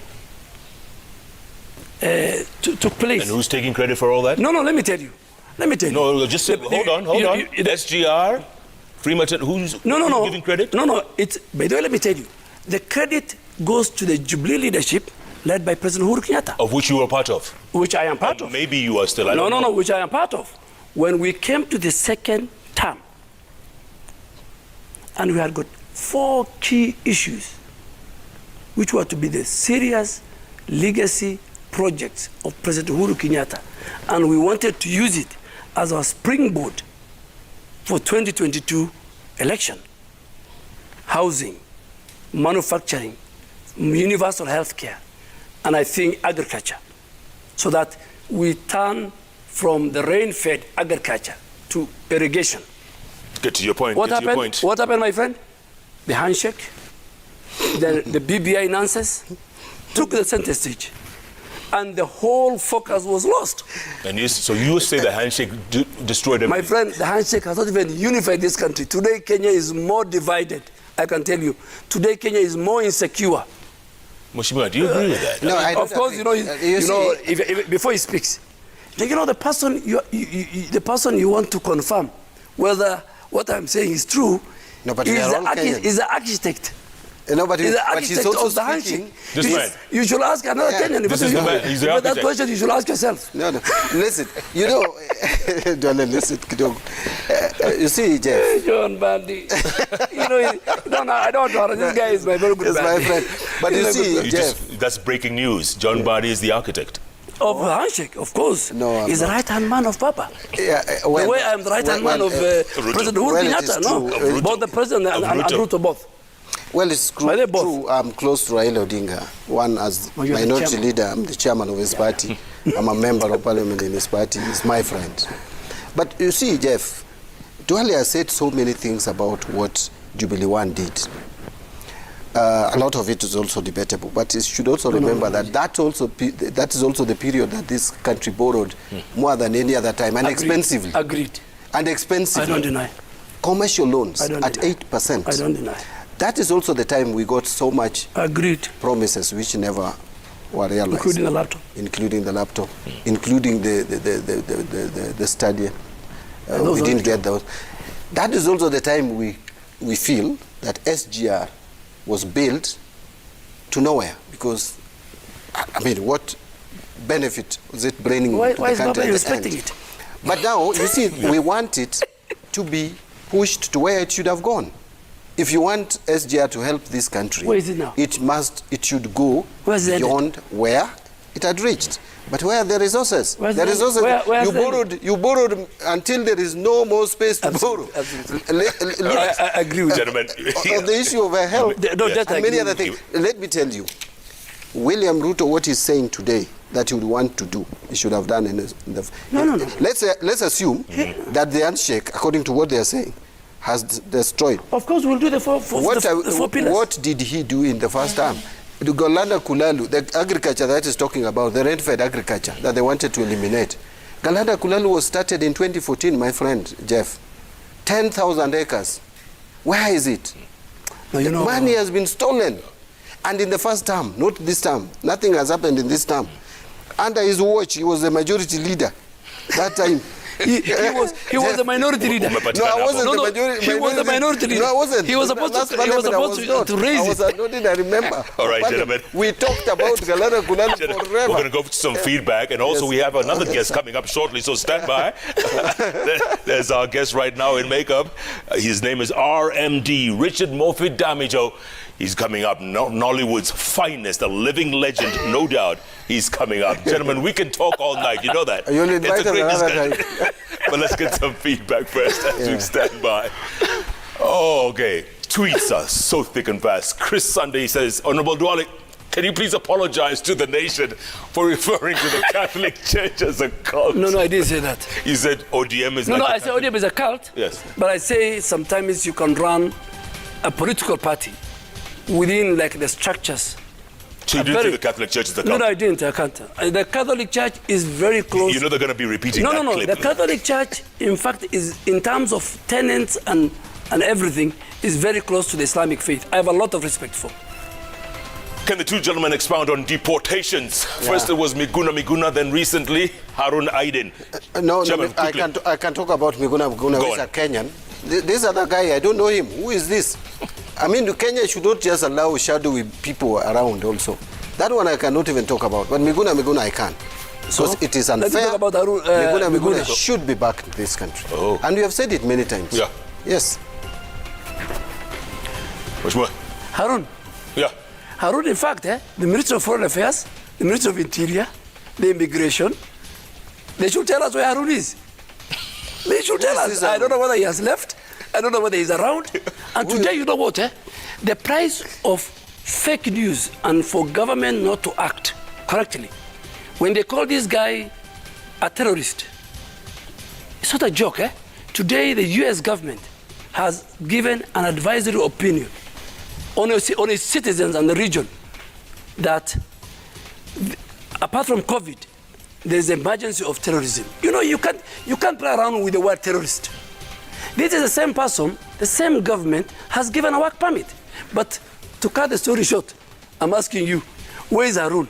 We want the police to speak to tell us where he is. We want foreign affairs. But let me ask you, Jeff. Let me ask you, Jeff. How come Duale knows that this guy is not a terrorist? I don't know. No, Jeff, let me ask you. The government has said he is. To be very fair to the citizens of this country, because we are not a banana republic, the police, the immigration, the foreign affairs ministry must tell this country through a press statement or a press conference the whereabouts, the story behind this gentleman called Harun and where he is. We even don't know, is he in police cell? Is he in Uganda? Is he in Turkey? You know, government cannot keep quiet on a very serious matter like this. Did you read he was deported? They said the deputy president apologized. But the same people say the deputy president doesn't speak for government. So that's why I don't... But he sent him an apology on Twitter. So from where I sit, this is the same deputy president. The same people in government said he doesn't speak for government. No, he was speaking in his own capacity. Please tell the police and the foreign affairs. All right. In fact, I'll raise a question in Parliament on the whereabouts of this man. We need to know. Okay, MP Kimani says democracies around the world must be wondering about Kenya's Statehouse. No. It's unheard of for an outgoing president planning, supporting, organizing his political opponents to succeed him. You mentioned that before, didn't you? Yes. The same thing you said, right? Yeah. It's never happened. Tell me one country. Okay. Galia Prit says, politics is about seized opportunities and missed opportunities. I'm impressed those at Statehouse meeting in Mombasa are seizing this one. No. They never seized. They never agreed. What do you mean? They have egos. You know, let me tell you, the moment you use the tribal card for you to win the next presidential election 2022, you have lost. But we are very tribal. Come on, let's face it. We are a tribal. That's what Moi thought. And let me that the people have egos, that they would not come together. They came together, and his candidates. But you know what? No. Two was different. Why? It is Moi who messed the succession metrics. There was Raila Odinga, who was more senior to President Uhuru Kenyatta. There was Mudi Awori. There was Kalonzo Musyoka, who served. There was George Saitoti, who served as a vice president. Moi, in his own wisdom, wanted to fix the succession of 2002. What happened? The whole country ganged. The scenario is going to be similar.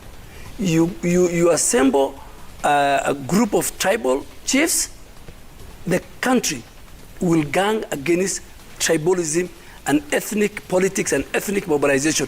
Take that to the bank. All right, Chairman, you get the last word. Go on. You get the last word. I want him and also, don't interrupt. I want him also to take this to the bank.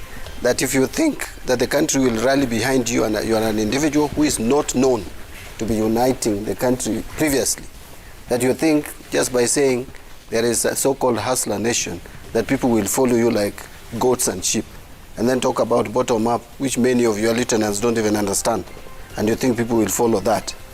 Wait for next year. People want to be safe in your government. You must demonstrate to them that their interests will be taken care of. Let me ask you a question. That's it. That's the final word. You said you wouldn't interrupt. Let me just ask you. No, you just finished. Let me ask you a question. When William Ruto was... Are we going to go into a whole history? Okay. No, when he was in ODM, he was a good guy. He was part of the Pentagon? Yes.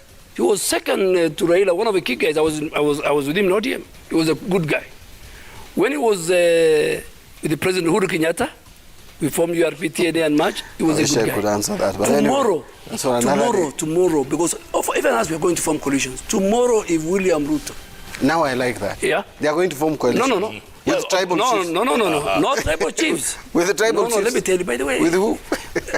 You allow me. If William Ruto today, or these guys join us, for example. You're saying ODM? Yeah. Let's ODM. say, for example, politics. Let's say, in case even we form, ODM will start praising. It's not good. Well, that's politics. That's politics. ODM is a big river. They join us. Would you work No. Would you work with UDA? No, that is for the party to discuss. Can I challenge them? Would you work with ODM? It may be difficult, but... Can I challenge them? It will be difficult. Can I challenge them? The tribal chiefs that met, let them raise 135 or 140 members of parliament that we raise at Karen. These are people who are streams. All right, gentlemen. The big river is the UDA. It's a year away, my goodness. It's good to see you. I'm lucky you did not must come back to the bench, huh? You must come back, Chairman. Yeah, but you didn't give me orientation. I'm a mono. Yeah. Don't get up yet. No. We're going to take a break. We need to take some pictures as well. Yes. So let's take a break. Come back. Keep tweeting at Jeff at I'm a mono on the bench. I'm also. We're coming back with Richard Mofidamijo, RMD, in the house. Stand by for that. It's going to be a treat. Stay tuned. This is Jeff Koinange live on Citizen TV. Back in a moment. Bye.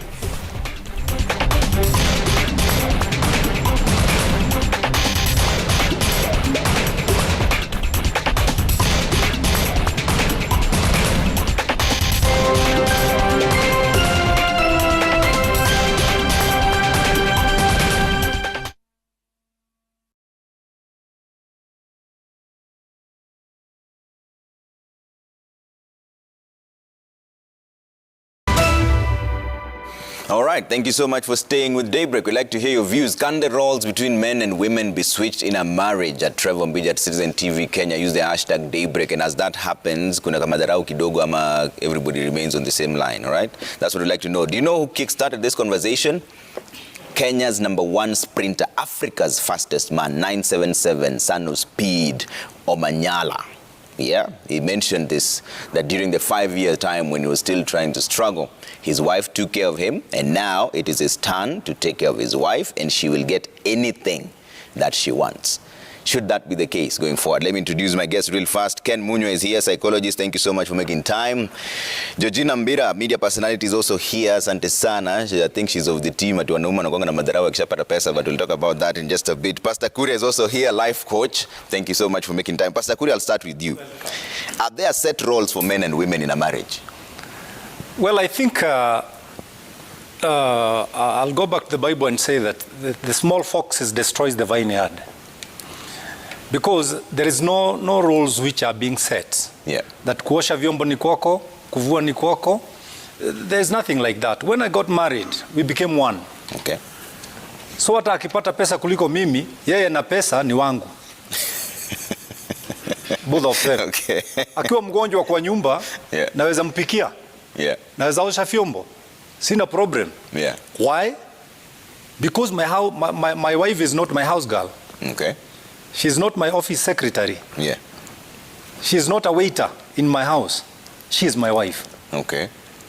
So if we make two of us become one, yeah, I don't think there is any problem even when I'm broke and she has. Okay. But when it starts off, who should